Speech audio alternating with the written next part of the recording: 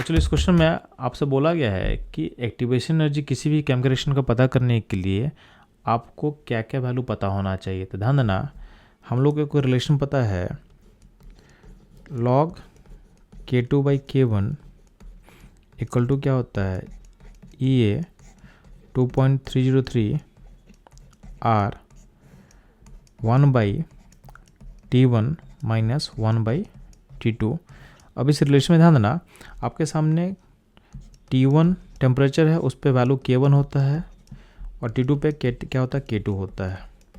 और यहाँ पे आपका जो R है ये आपका गैस कांस्टेंट है जिसका वैल्यू मुझे पता होता है, और यहाँ पे अननोन क्या है, E एक्टिवेशन एनर्जी है। तो अगर मेरे को T1 K1 T2 K2 पता अगर होगा तो बाकी सारा चीज़ हमको नोन है, तो यहाँ से आप क्या कर सकते हो, एक्टिवेशन एनर्जी आप निकाल सकते हो। यानी आपको बेसिकली क्या पता होना चाहिए था, आपको रेट कांस्टेंट यानी जो K का वैल्यू है दो डिफरेंट टेम्परेचर पर अगर आपको पता होगा तो उस केस में आप एक्टिवेशन एनर्जी किसी भी केमिकल रिएक्शन का इजीली आप निकाल सकते हो। तो इस क्वेश्चन का जो करेक्ट आंसर होगा ये होगा ऑप्शन 4।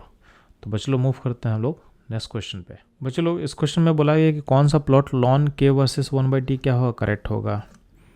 तो ध्यान देना, आपका जो रहने से क्वेश्चन होता है क्या होता है, K इक्वल टू ए ई का पावर माइनस EA/T होता है। अब दोनों साइड अगर आप लॉन लेते हो तो लॉन K इक्वल टू क्या होगा, लॉन A माइनस EA/T होगा।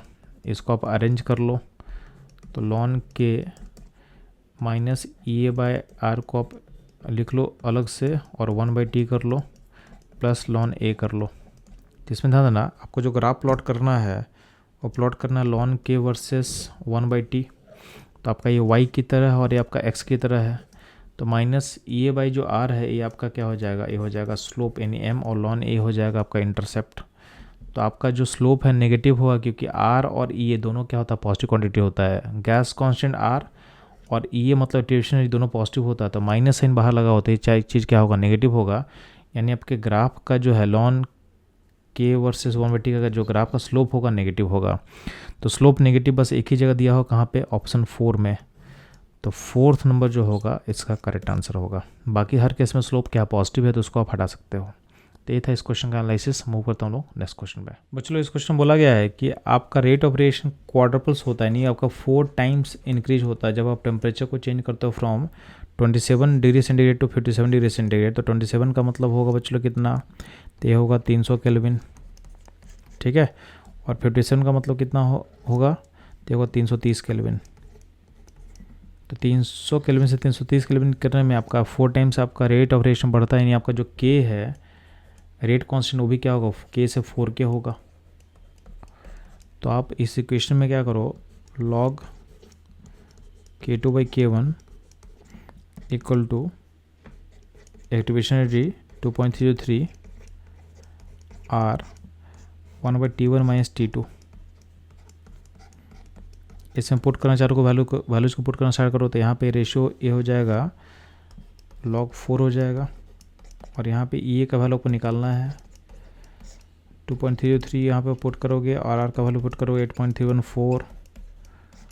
T होगा, T1 हो जाएगा कितना, तो 300, और T2 हो जाएगा 330।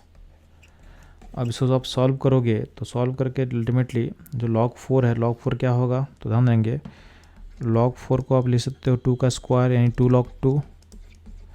तो log 4 होता है 0.6 के आसपास, तो ये वैल्यू हो जाएगा 0.6। बाकी EA है और यहाँ पे आपको कैलकुलेशन करना बाकी रह गया।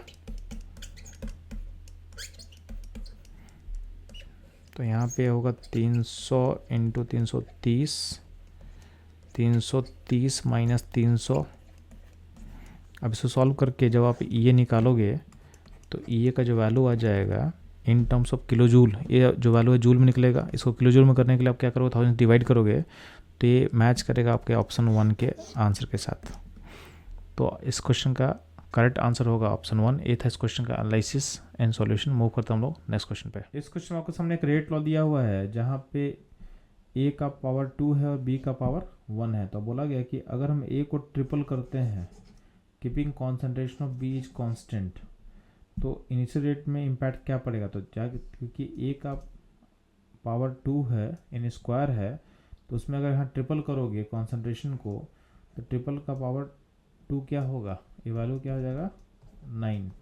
तो अगर हम कॉन्सेंट्रेशन को ट्रिपल करते हैं तो रेट में इम्पैक्ट क्या पड़ेगा, तो इम्पैक्ट पड़ेगा 9 टाइम्स। तो इसका मतलब है आपका जो रेट होगा इंक्रीज कर जाएगा बाय फैक्टर ऑफ 9, यानी ऑप्शन जो ए होगा इसका करेक्ट आंसर होगा। तो ये था इस क्वेश्चन का एनालिसिस। मूव करते हैं हम लोग नेक्स्ट क्वेश्चन पे। बच्चों इस क्वेश्चन बोला गया है कि आपका रेट ऑफ वेरिएशन क्वाड्रपल्स होता है, नहीं आपका 4 टाइम्स इंक्रीज होता है जब आप टेम्परेचर को चेंज करते हो from 27 degree centigrade to 57 degree centigrade. तो 27 का मतलब होगा बच्चों कितना, तो ये होगा 300 केल्विन, ठीक है। और 57 का मतलब कितना होगा, तो होगा 330 केल्विन। तो 300 केल्विन से 330 केल्विन करने में आपका 4 टाइम्स आपका रेट ऑफ वेरिएशन बढ़ता है, यानी आपका जो के है रेट कांस्टेंट वो भी क्या होगा, के से 4 के होगा। तो आप इस इक्वेशन में क्या करो, log K2 by K1 equal to activation energy 2.303 R 1/T1 minus T2। इसमें पुट करना चाहो को वैल्यूज को पुट करना स्टार्ट करो तो यहाँ पे रेशियो ए हो जाएगा log 4 हो जाएगा, और यहाँ पे ई ए का वैल्यू आपको निकालना है 2.303 यहाँ पे पुट करोगे, और आर का वैल्यू पुट करोगे 8.314। टी होगा T1 हो जाएगा कितना, तो 300, और T2 हो जाएगा 330। अब इसको आप सॉल्व करोगे तो सॉल्व करके अल्टीमेटली जो log 4 है, log 4 क्या होगा, तो ध्यान देंगे log 4 को आप ले सकते हो 2 का स्क्वायर यानी 2 log 2। तो log 4 होता है 0.6 के आसपास, तो ये वैल्यू हो जाएगा 0.6। बाकी ये है, और यहाँ पे आपको कैलकुलेशन करना बाकी रह गया। तो यहाँ पे होगा 300 इंटू 330, 330 माइनस 300। अब इसको सॉल्व करके जब आप ये निकालोगे तो ये का जो वैल्यू आ जाएगा in terms of kilo joule, ये जो वैल्यू है जूल में निकलेगा। इसको किलो जूल में करने के लिए आप क्या करोगे, 1000 डिवाइड करोगे तो ये मैच करेगा आपके ऑप्शन 1 के आंसर के साथ। तो इस क्वेश्चन का करेक्ट आंसर होगा ऑप्शन 1। ये था इस क्वेश्चन का एनालिसिस एंड सॉल्यूशन। मूव करते हैं हम लोग नेक्स्ट क्वेश्चन पे। इस क्वेश्चन में एक रिएक्शन दिया हुआ है जिसमें ए आपका रिएक्टेंट है, और गिवन दिया हुआ है कि इनिशियल कॉन्सेंट्रेशन जो ए का है, जिसको मैं ए नोट बोल रहा हूँ, इसका वैल्यू लिया है 0.1 मोलर, और ये जो वैल्यू है ए का एक चेंज हो जाता है 5 मिनट के बाद 0.001 मोलर में। यानी आप बोल सकते हो कि एट टाइम टी, यानी जो 5 मिनट पे ये वैल्यू होगा 0.001 मोलर। और बोला कि रिएक्शन फर्स्ट ऑर्डर काइनेटिक्स को फॉलो कर रहा है, और आपको निकालना है रेट कांस्टेंट ऑफ रिएक्शन। तो ध्यान देंगे इसमें सिंपल फर्स्ट ऑर्डर काइनेटिक्स के इक्वेशन को आप अप्लाई करेंगे तो के टी इक्वल टू क्या होगा 2.303 log ए नोट बाई 80, यानी टाइम 0 का वैल्यू एंड टाइम टी का वैल्यू। अब इसमें पुट करते हैं तो 2.303 जब पुट के बाद क्या होगा, log यहाँ ए नोट में क्या पुट करेंगे 0.1, और 80 क्या होगा 0.001। ये रेशियो कितना हो जाएगा, ये रेशियो हो जाएगा 100। तो ये हो जाएगा 2.303 log 100। अब log 100 को कैसे निकालोगे, तो 2.33 log 100 को ले सकते तो 10 का स्क्वायर, और ये 2 बाहर आ जाएगा यहाँ पे। तो अल्टीमेटली, और log 10 का वैल्यू कितना होता है 1 होता है। तो अल्टीमेटली जो वैल्यू निकल के आ जाएगा, इसको हम यहाँ लिख सकते हैं। तो के टी इक्वल टू क्या होगा 2.33 इंटू 2 हो जाएगा।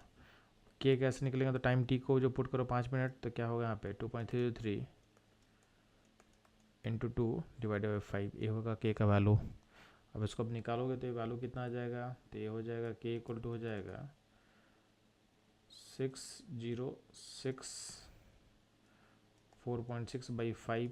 अब डिवाइड करने के बाद जो वैल्यू निकल के आ जाएगा 0.9212 के अराउंड आने वाला है मिनट इनवर्स। यानी जो रेट कांस्टेंट का वैल्यू निकलेगा 0.9212, यानी ऑप्शन जो बी होगा इस क्वेश्चन का करेक्ट आंसर होगा। तो ये था इस क्वेश्चन का एनालिसिस। मूव करता हूँ हम लोग नेक्स्ट क्वेश्चन पे। इस क्वेश्चन में एक ग्राफ दिया हुआ है, इसमें आपके सामने वाई एंड एक्स वेरिएबल दिया हुआ है, और आपके कांस्टेंट टेम्परेचर पे जो यहाँ पे प्लॉट किया गया ग्राफ वो पैरेलल टू है एक्स एक्सिस, और बोला गया है ये जो ग्राफ है किन किन वेरिएबल के बीच में बना होगा अगर हम इसके ऑर्डर को 0 एंड 1 माने तो है ना। अगर आपको ऑर्डर अगर 0 याद होगा तो ऑर्डर 0 वाले केस में जो रेट लॉ होता है, तो रेट इक्वल टू क्या होगा के कॉन्सेंट्रेशन ऑफ रिएक्टेंट का पावर क्या होगा 0। तो उसमें रेट इक्वल टू क्या हो जाएगा, के हो जाएगा। इसका मतलब कॉन्सेंट्रेशन के साथ रेट का वैल्यू चेंज नहीं करेगा, यानी इस केस में क्या होगा, वाई पे अगर आप रेट प्लॉट करते हो और एक्स पे डालते हो कॉन्सेंट्रेशन, तो कॉन्सेंट्रेशन चेंज के साथ साथ आपका रेट में कोई फ़र्क नहीं पड़ेगा, यानी रेट क्या रहेगा, कांस्टेंट रहेगा। तो जीरो ऑर्डर के लिए आपका वाई का वैल्यू, वाई के बदले क्या पुट करेंगे, रेट, और एक्स वाले क्या पुट करेंगे, कॉन्सेंट्रेशन। ठीक है। अगर यही बात करते हैं हम लोग फर्स्ट ऑर्डर में, तो ध्यान देना फर्स्ट में आपको याद होना चाहिए कि जो टी हाफ का वैल्यू है, यानी हाफ लाइफ जो होता है वो कॉन्सेंट्रेशन से इंडिपेंडेंट होता है। तो कॉन्सेंट्रेशन आप चेंज भी करो तो क्या होगा, हाफ लाइफ चेंज नहीं करने वाला है। तो उस केस में आपका अगर ऑर्डर फर्स्ट होगा तो ऑर्डर फर्स्ट में जो वाई होगा टी हाफ और एक्स हो जाएगा कॉन्सेंट्रेशन, एक्स हो जाएगा कॉन्सेंट्रेशन। अब देखोगे हमारा आंसर किससे मैच करेगा, तो हमारा आंसर मैच करेगा ऑप्शन सी के साथ, यानी जीरो डायरेक्शन में जो वाई है रेट होगा और एक्स कॉन्सेंट्रेशन होगा। इन फर्स्ट रोटेशन में आपका वाई हो जाएगा टी हाफ और एक्स हो जाएगा कॉन्सेंट्रेशन। तो ये था इस क्वेश्चन का एनालिसिस। मूव करते हैं हम लोग नेक्स्ट क्वेश्चन पे। इस क्वेश्चन में आपके सामने एक रिएक्शन दिया हुआ है जिसमें रिएक्टेंट ए है और आपका जो प्रोडक्ट है वो बी है, और इंथैल्पी ऑफ रिएक्शन दिया हुआ है -4.2 किलोजूल पर मोल, यानी आपका जो डेल्टा एच रिएक्शन का नेगेटिव है। इसका मतलब हम लोग क्या इन्फरेंस निकाल सकते हैं कि आपका रिएक्शन जो होगा एक्सोथर्मिक होगा। इसका मतलब जो है आपका जो प्रोडक्ट का एनर्जी है, यानी जो बी का एनर्जी होगा उसका वैल्यू ए की एनर्जी से लोअर होना चाहिए। अगर रिएक्शन एक्सोथर्मिक है मतलब जो होगा उसका प्रोडक्ट का जो एनर्जी होगा रिएक्टेंट से क्या हो, लोअर होगा।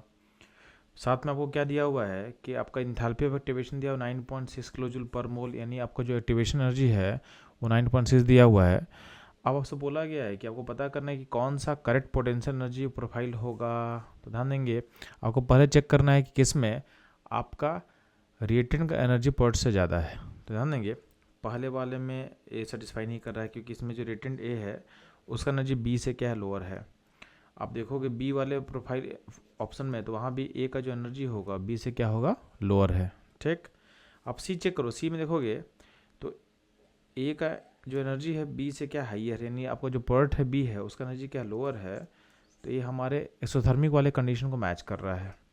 अगर ऑप्शन डी का हम बात करें तो डी में क्या है, रिएक्टेंट एंड प्रोडक्ट का एनर्जी क्या इक्वल है ऑलमोस्ट। इसका मतलब क्या होगा, इसका डेल्टा एच क्या होगा, जीरो हो जाएगा। तो अगर इन सारे कंडीशन को अप्लाई करते हैं तो हमारा जो एक्सोथर्मिक रिएक्शन का जो कंडीशन है वो ऑप्शन सी मैच करेगा, यानी इस क्वेश्चन का जो करेक्ट आंसर होगा ये होगा ऑप्शन सी।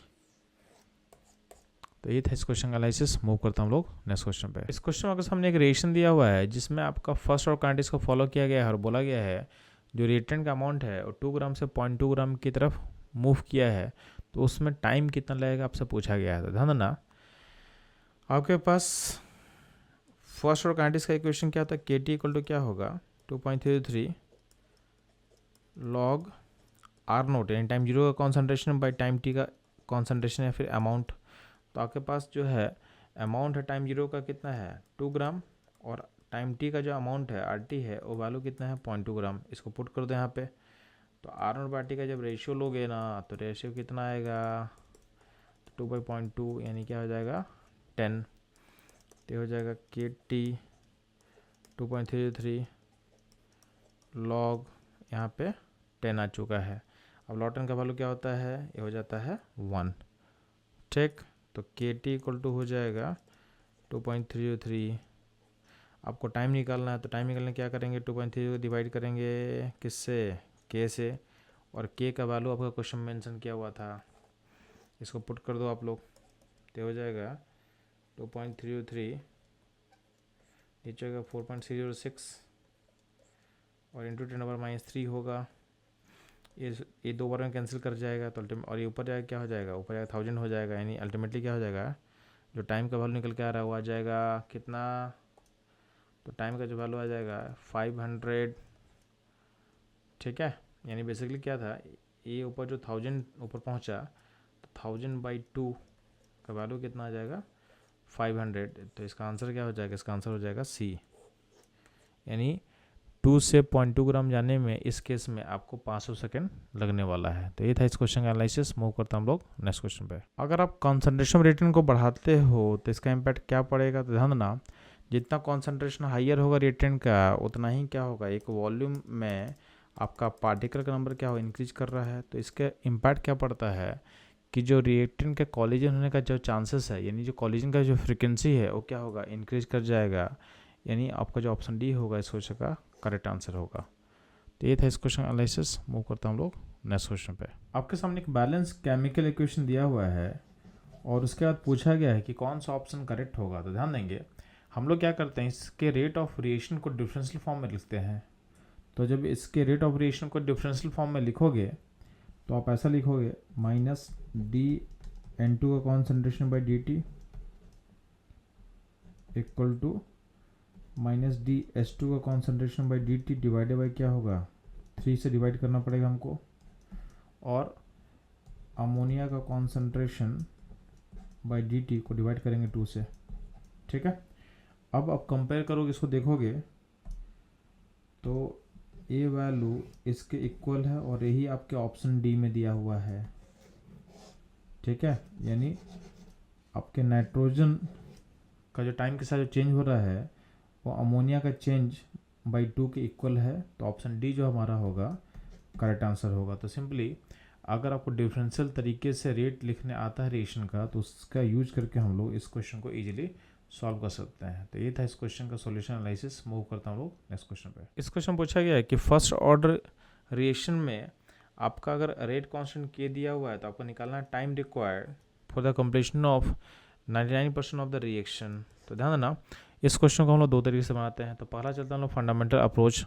तो बिगनिंग में अगर हम अमाउंट को मान लेते हैं R0 है, तो हमको उस टाइम को निकालना है जब कॉन्सेंट्रेशन क्या हो जाएगा, आपका कॉन्सेंट्रेशन 0.01 R0 बचेगा। ठीक है, क्योंकि आपका रिएक्शन 99% ख़त्म हो चुका है, यानी आपका जो है 0.99 R0 कंज्यूम हो चुका है। तो कितना बचेगा, तो आपका जो RT है, RT का वैल्यू क्या हो जाएगा 0.01। अब ध्यान देना, फर्स्ट और काइनेटिक्स को अगर हम सेटअप करेंगे तो क्या हो जाएगा, KT इक्वल टू क्या होगा 2.33 log R0 बाई RT। अब R0 बाई RT का जब रेशियो लेंगे तो कितना होगा, तो आपके पास R0 है और RT का वैल्यू कितना होगा, तो RT का जो वैल्यू होता है बच्चों ये होगा 0.01 R0। तो रेशियो निकले तो रेशियो क्या आ जाएगा 100 आ जाएगा। अब इसको यहाँ पुट कर लो, तो KT इक्वल टू होगा 2.33 log 100। अब 100 को इससे तो 10 का पावर 2 और 2 पावर है बाहर आएगा लॉग के, तो क्या हो जाएगा 2.33 इंटू 2 प्लस log 10। log 10 का वैल्यू क्या होता है 1, तो ये 1 हो चुका है। तो अल्टीमेटली हो जाएगा 2.33 इंटू 2, ये हो जाएगा KT। तो आपको टाइम पता करना, तो टाइम कैसे निकलेगा, तो यहाँ से आप टाइम निकाल सकते हो। तो टाइम निकल जाएगा आपके पास कितना, तो T होगा 4.606 बाई K। यानी आपका जो ऑप्शन डी होगा इस क्वेश्चन का करेक्ट आंसर होगा। ठीक है, ये तो था आपका पहला अप्रोच। इसी क्वेश्चन को सॉल्व करने के लिए आप एक और अप्रोच फॉलो कर सकते हो। तो ध्यान देना, जो T 90% होता है उसको हम ऐसे लिख सकते हैं, T.9 लिख सकते हैं। ठीक है, T 99% जो होता है उसको हम ऐसे लिख सकते हैं T.99। T 99.9% को हम लिख सकते हैं T.999। ठीक है, T 99.99% को हम लिख सकते हैं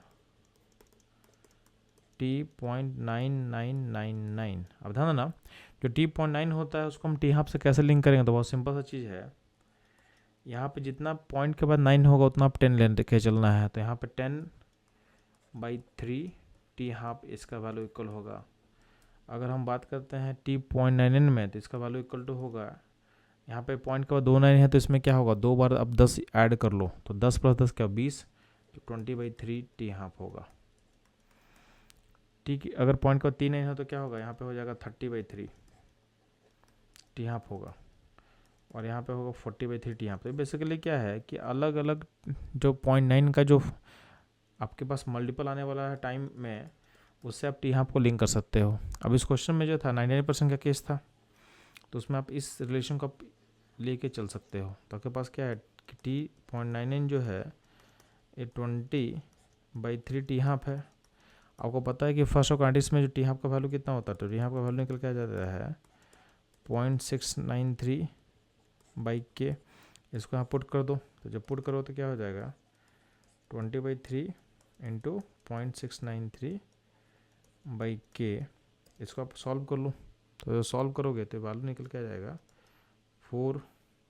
ठीक है, तो ये जो वैल्यू आ जाएगा 4606/k के इक्वल आ जाएगा, जो कि ऑलरेडी हम निकाल चुके थे।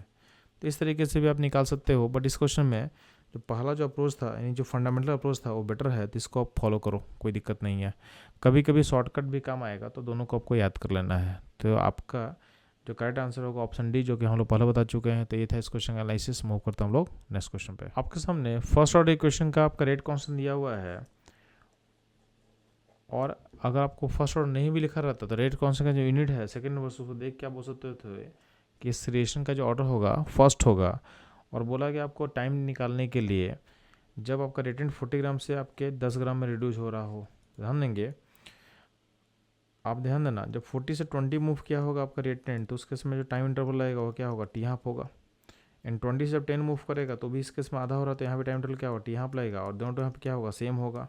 सेम क्यों होगा, क्योंकि आपका जो फर्स्ट ऑर्डर का रिएक्शन हो जो टी हाफ होता है उसका कॉन्सेंट्रेशन से मतलब नहीं होता है। ठीक, तो इस पूरे प्रोसेस में आपको 2 टी हाफ का टाइम लगने वाला है, तो टाइम टी क्या होगा 2 टी हाफ लगने वाला है।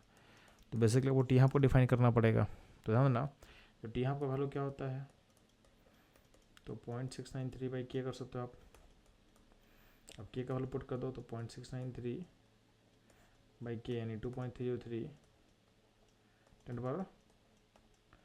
-3। तो अल्टीमेटली क्या होगा ये, तो यहाँ पर अल्टीमेटली 0.693 डिवाइडेड बाई 2.303 इंटू क्या होगा 1000 होगा। ठीक, अब यहाँ से क्या होगा, इसको भी सकते हो 6.93 इंटू 100 डिवाइडेड बाई क्या होगा 2.3 के आसपास। तो ये 3 बार में कट जाएगा, पे हो जाएगा 300। यानी आपका जो टी हाफ होगा, टी हाफ 300 के आसपास होगा। तो टाइम इंटरवल जो होगा ये होगा 2 टी हाफ, तो नियरली 300 अगर पुट करें तो वैल्यू किसके के आसपास आ जाएगा, तो आ जाएगा 600 के अराउंड। तो आपका जो आंसर होगा 600 के आसपास होने वाला जो आंसर होगा उसको आप टिक करोगे। तो नियरेस्ट जो आंसर होगा ये होगा ऑप्शन डी। तो डी होगा हमारे क्वेश्चन का करेक्ट आंसर। तो ये था इस क्वेश्चन का एनालिसिस। मूव करता हम लोग नेक्स्ट क्वेश्चन पे। इस क्वेश्चन में आपके सामने एक रिएक्शन दिया हुआ है जिसका एक्टिवेशन एनर्जी 0 दिया हुआ है, और आपको रेट कांस्टेंट का वैल्यू दिया हुआ है 200 केल्विन। कितना दिया हुआ है 1.6 × 10⁶ सेकेंड इनवर्स। अब ध्यान देंगे आपसे पूछा गया है रेट कांस्टेंट का वैल्यू एट 400 केल्विन क्या होगा। तो ध्यान देंगे आप अरेंज इक्वेशन डालो, a = e⁻−EA/RT आता है। अकॉर्डिंग टू गिवन क्वेश्चन आपका ये का वैल्यू कितना दिया क्वेश्चन में 0। इसको पुट करोगे तो ये पूरा का बॉटम क्या हो जाएगा 0 हो जाएगा। तो e का पावर 0 क्या हो जाएगा, a हो जाएगा 1। यानी आपका k = क्या हो जाएगा a। यानी हर टेम्परेचर पे आपका जो k का वैल्यू होगा a के इक्वल होगा। यानी आपका जो k है इस केस में टेम्परेचर इंडिपेंडेंट होगा। तो आप ध्यान देना, यानी k का वैल्यू हर टेम्परेचर पे सेम होगा। तो k का वैल्यू हमको दिया हुआ था 200 केल्विन पे, जो वैल्यू इस टेम्परेचर पे है वही वैल्यू होगा आपके 400 केल्विन पे भी। यानी टेम्परेचर चेंज करने से k चेंज नहीं करेगा इस केस में। तो आपका जो आंसर सेम होगा, यानी जो k दिया था क्वेश्चन में वही k आपका आंसर हो जाएगा। तो आपका जो आंसर होगा ऑप्शन बी हमारे आंसर से मैच करेगा। तो ये था इस क्वेश्चन का एनालिसिस। मूव करते हैं हम लोग नेक्स्ट क्वेश्चन पे। इस क्वेश्चन में आपसे पूछा गया है कि first order and second order reaction में डिफरेंस क्या होगा। तो ध्यान देंगे जो पहला स्टेटमेंट है, rate of first order reaction does not depend on the reactant concentration and the rate of second order reaction does depend on the concentration. ये जो स्टेटमेंट है इसका जो फर्स्ट पार्ट है ये आपका इनकरेक्ट है। जब इनकरेक्ट हो तो स्टेटमेंट ही पर रॉन्ग हो जाएगा, क्योंकि रेट किसी भी रिएक्शन का जो होता है उसका एक्सप्रेशन क्या होता है कि रिएक्टेंट का कॉन्सेंट्रेशन टू पावर n।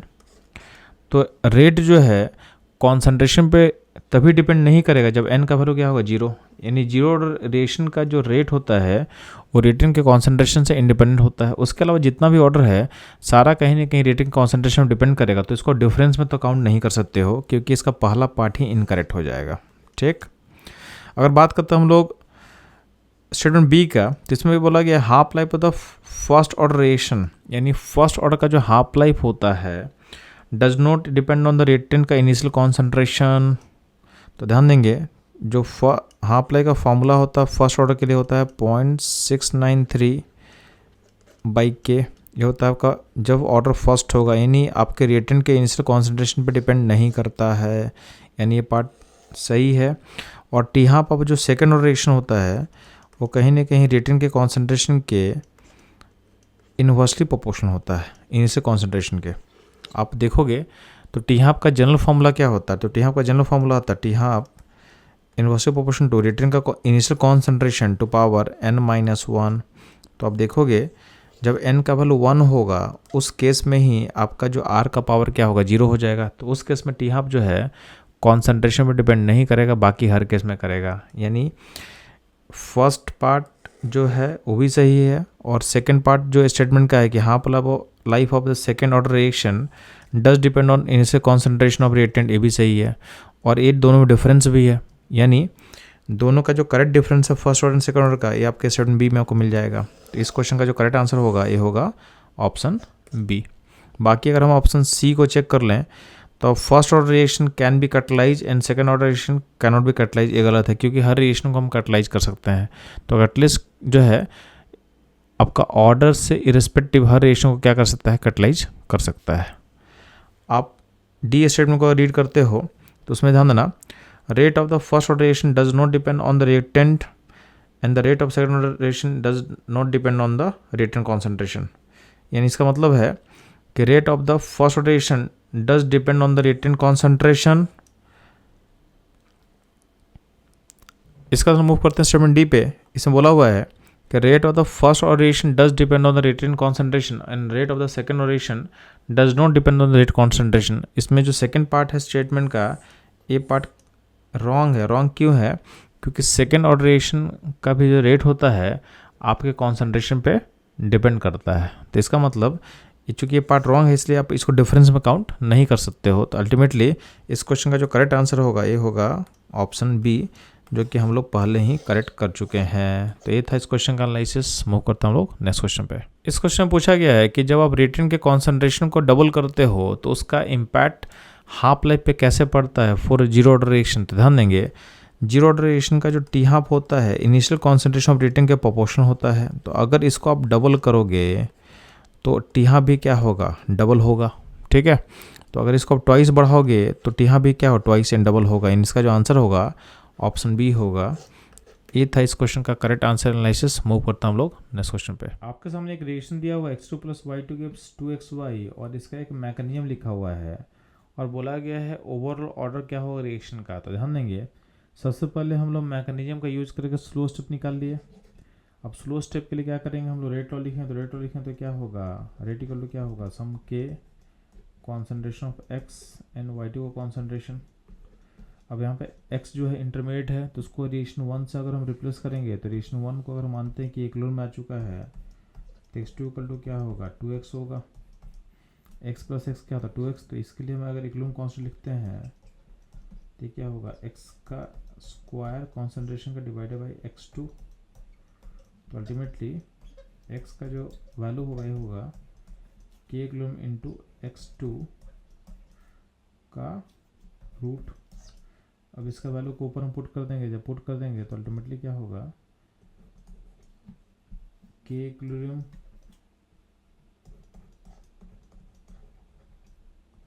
और x2 कॉन्सेंट्रेशन कहाँ है, रूट के अंदर आएगा और बाहर y2 रहेगा। तो अल्टीमेटली ये जो k है और k इक्वलिब्रियम मिलकर एक नया k बनेगा, इसको बोलते हैं k डैश। और x2 का पावर क्या हो गया हाफ और y2 का पावर क्या है 1। तो अल्टीमेटली आपका जो रेट लॉ है उसमें x2 का पावर हाफ है और y2 का पावर क्या है 1 है। ठीक है, तो ऑर्डर ऑफ रिएक्शन क्या हो जाएगा, तो हाफ प्लस 1 का वैल्यू कितना होता है बच्चे लोग, ये होता है 1.5, यानी ऑप्शन जो सी होगा इसका करेक्ट ऑर्डर होगा। तो ये था इस क्वेश्चन का एनालिसिस सॉल्यूशन। मूव करते हैं हम लोग नेक्स्ट क्वेश्चन पे। इस क्वेश्चन में फर्स्ट ऑर्डर रिएक्शन का रेट कांस्टेंट दिया हुआ है, कितना दिया हुआ 10⁻⁻² सेकेंड इनवर्स।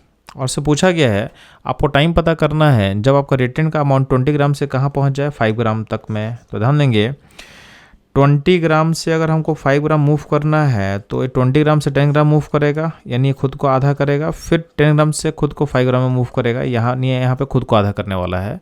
तो यहाँ का जो टाइम है उसको हम टी हाफ बोल सकते हैं, यहाँ का टाइम को हम टी हाफ बोल सकते हैं। नहीं, इस टाइम में आपका सिस्टम खुद को हाफ कर रहा है, तो इस पूरे प्रोसेस में आपको 2 टी हाफ लगने वाला है।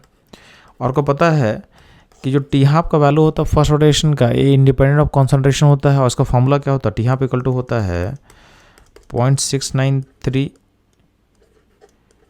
पाई के। ठीक है, तो टी हाफ पहले हम निकाल लेते हैं, तो टी हाफ कितना निकलेगा इस क्वेश्चन में 0.693, और के का वैल्यू कितना 10.2 है, तो ये वैल्यू निकल के आ जाएगा 69.3 सेकेंड। और इस पूरे प्रोसेस में आपका टाइम रिक्वायर कितना है, तो टाइम इक्वल टू होगा 2 टी हाफ। तो 2 टी हाफ का वैल्यू को अपन निकालना है, तो ये हो जाएगा 2 × 69.3, इसको आप मल्टीप्लाई करते हुए वैल्यू निकल के आ जाएगा 138.6 सेकेंड। यानी आपका रिएक्टेंट का जो अमाउंट है 20 ग्राम से 5 ग्राम होने में आपको टाइम लगने वाला है 138.6 सेकेंड, यानी आपका जो ऑप्शन ए होगा इस क्वेश्चन का करेक्ट आंसर होगा। तो ये था इस क्वेश्चन एनालिसिस। मूव करता हूँ हम लोग नेक्स्ट क्वेश्चन पे। इस क्वेश्चन में आपसे पूछा गया है कि टंगस्टन के सरफेस पे जब आप फॉस्फीन को डिकम्पोज करते हो लो प्रेशर पे, तो ये फॉलो करता है फर्स्ट ऑर्डर कंडीशन, ऐसा क्यों होता है। तो ध्यान देंगे जब भी हम बात करते हैं मेटल सरफेस का, तो आपको याद होना चाहिए कि अगर मेटल का सरफेस होगा और यहाँ पे कोई गैस अगर हम ले रहे हैं, तो जो गैस होगा पहले इस सरफेस पे क्या होता है, एब्जॉर्ब होता है, उसका रिएक्शन पार्टिसिपेट करता है। यानी आपके सरफेस पे जितना गैस का पार्टिकल एब्जॉर्ब होगा वही रिएक्शन में पार्टिसिपेट करता है। तो लो प्रेशर जोन में होता क्या है, आपका जो गैस का जो कॉन्सेंट्रेशन है और जो सरफेस एरिया का जो कवरेज है आपस में प्रोपोर्शनल होता है। तो अल्टीमेटली आपका जो रेट है, रेट में वही पार्टिसिपेट करेगा पार्टिकल जो कि सरफेस पे मौजूद होगा। तो रेट जो होता है सरफेस एरिया के कवरेज के प्रोपोर्शनल होता है, और सरफेस एरिया का जो कवरेज है वो प्रोपोर्शनल टू क्या होता है, प्रोपोर्शनल टू कॉन्सेंट्रेशन होता है। और ये क्या होगा, इसका पावर चूँकि 1 है तो इसका ऑर्डर क्या होगा, इसका ऑर्डर हो जाएगा 1। ठीक है, अब ध्यान देंगे इसी क्वेश्चन में अगर आपसे बोला जाए कि आपका हाई प्रेशर होगा तो क्या होगा।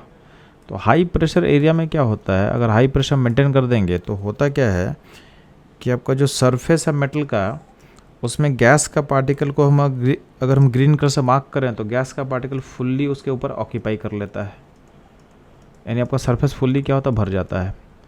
अब आपका गैस का पार्टिकल आप यहाँ पे कितना भी इंक्रीज कर लो, रेट को फ़र्क नहीं पड़ेगा। रेट अल्टीमेटली डिपेंड किस पे कर रहा है, सरफेस एरिया कवरेज पे। आपका सरफेस फुल्ली क्या होगा, भर चुका है। तो भर चुका है तो अल्टीमेटली क्या होगा, आपका यहाँ पे यानी गैसेस फेज में जो आप कॉन्सेंट्रेशन बढ़ाओगे उससे आपके रेट को फ़र्क नहीं पड़ेगा। यानी उस केस में क्या होगा, आपका ऑर्डर 0 हो जाएगा हाई प्रेशर एरिया में। तो जब भी मेटल कैटलिस्ट होगा और प्रेशर हाई होगा तो उस केस में आपका बाय डिफ़ॉल्ट ऑर्डर क्या होता है, 0 हो जाता है। अगर प्रेशर मेंशन नहीं किया हो रहा है तो आपको हाई प्रेशर मान के चलना है। ठीक है, तो ये था इस क्वेश्चन में का जो सॉल्यूशन हो सकता है। अब ध्यान देंगे हमारा जो कि क्वेश्चन में मेंशन क्या होता है लो प्रेशर, तो लो प्रेशर पे हम लोग क्या जूम करेंगे कि रेट जो होता है वो सरफेस एरिया के कवरेज के प्रोपोर्शनल होगा, जो कि इंडक्टिव प्रोपोर्शनल होता है कॉन्सेंट्रेशन ऑफ रिएक्टेंट। तो आपका जो आंसर होगा ए इसका करेक्ट आंसर होगा। तो ये था इस क्वेश्चन एनालिसिस। मूव करता हम लोग नेक्स्ट क्वेश्चन पे। इस क्वेश्चन में आपको सामने एक फर्स्ट ऑर्डर रिएक्शन दिया हुआ और बोला हुआ है इस रिएक्शन का जो रेट है वो 0.04 है एट 10 सेकेंड पे, एंड 20 सेकेंड पे वैल्यू दिया हो 0.03। और आपसे पूछा गया है इस रिएक्शन का आपको हाफ लाइफ पता करना है। तो ध्यान देंगे सबसे पहले आपको पता होना चाहिए फर्स्ट ऑर्डर इक्वेशन हम लोग फॉलो करते हैं, क्या करते हैं हम लोग, तो के टी इक्वल टू होता है अपने पास क्या होता है, लॉन R naught by R T, reactant का कॉन्सेंट्रेशन होता है। ठीक है, अब ध्यान देंगे अगर दो अलग अलग टाइम पे हम निकाले, तो अगर मान लेते हैं टाइम t1 पे कॉन्सेंट्रेशन अगर हम मान लेते हैं जो RT है उसका वैल्यू को अगर आप R1 मान लेते हो तो उसको पुट कर दो, तो KT1 इक्वल टू क्या होगा, लॉन R0 बाई R1 हो जाएगा। सिमिलरली अगर टाइम T2 पे अगर कॉन्सेंट्रेशन R2 है तो वहाँ पे क्या हो जाएगा वैल्यू, इक्वेशन में डालो से क्या हो जाएगा, KT2 equal to lawn R0/R2 हो जाएगा। ठीक है, इसको हम 1 मान लेते हैं और इसको हम 2 मान लेते हैं। अब क्या करना है आपको, चूँकि टाइम इंटरवल T2 बड़ा है तो अगर हम क्या करते हैं 2 - 1 करेंगे, यानी इक्वेशन 2 - 1 करते हैं तो आपके पास आउटकम क्या आएगा, यानी हमको क्या करना है 2 - 1 करना है। तो उसमें आ जाएगा कि T2 - T1 ln R1/R2 आ जाएगा। ठीक है, इन दो अलग अलग टाइम इंटरवल पे आपके कॉन्सेंट्रेशन के बीच का रिलेशन निकल के आ चुका है। ठीक, अब ध्यान देंगे आप क्या करोगे, यहाँ पे जो R1 R2 है ये बेसिकली आपका रिएक्टेंट का कॉन्सेंट्रेशन तो अलग टाइम इंटरवल पे। अगर इसमें क्या करोगे आप, अगर ऊपर नीचे आप K से मल्टीप्लाई कर दो, यानी यहाँ पे हो जाएगा K और नीचे भी K, यानी K R1 और नीचे हो जाएगा K R2। तो ध्यान देना रेट इक्वल टू क्या होता है, रेट इक्वल टू होता है K इंटू कॉन्सेंट्रेशन, यानी R का concentration at any time T।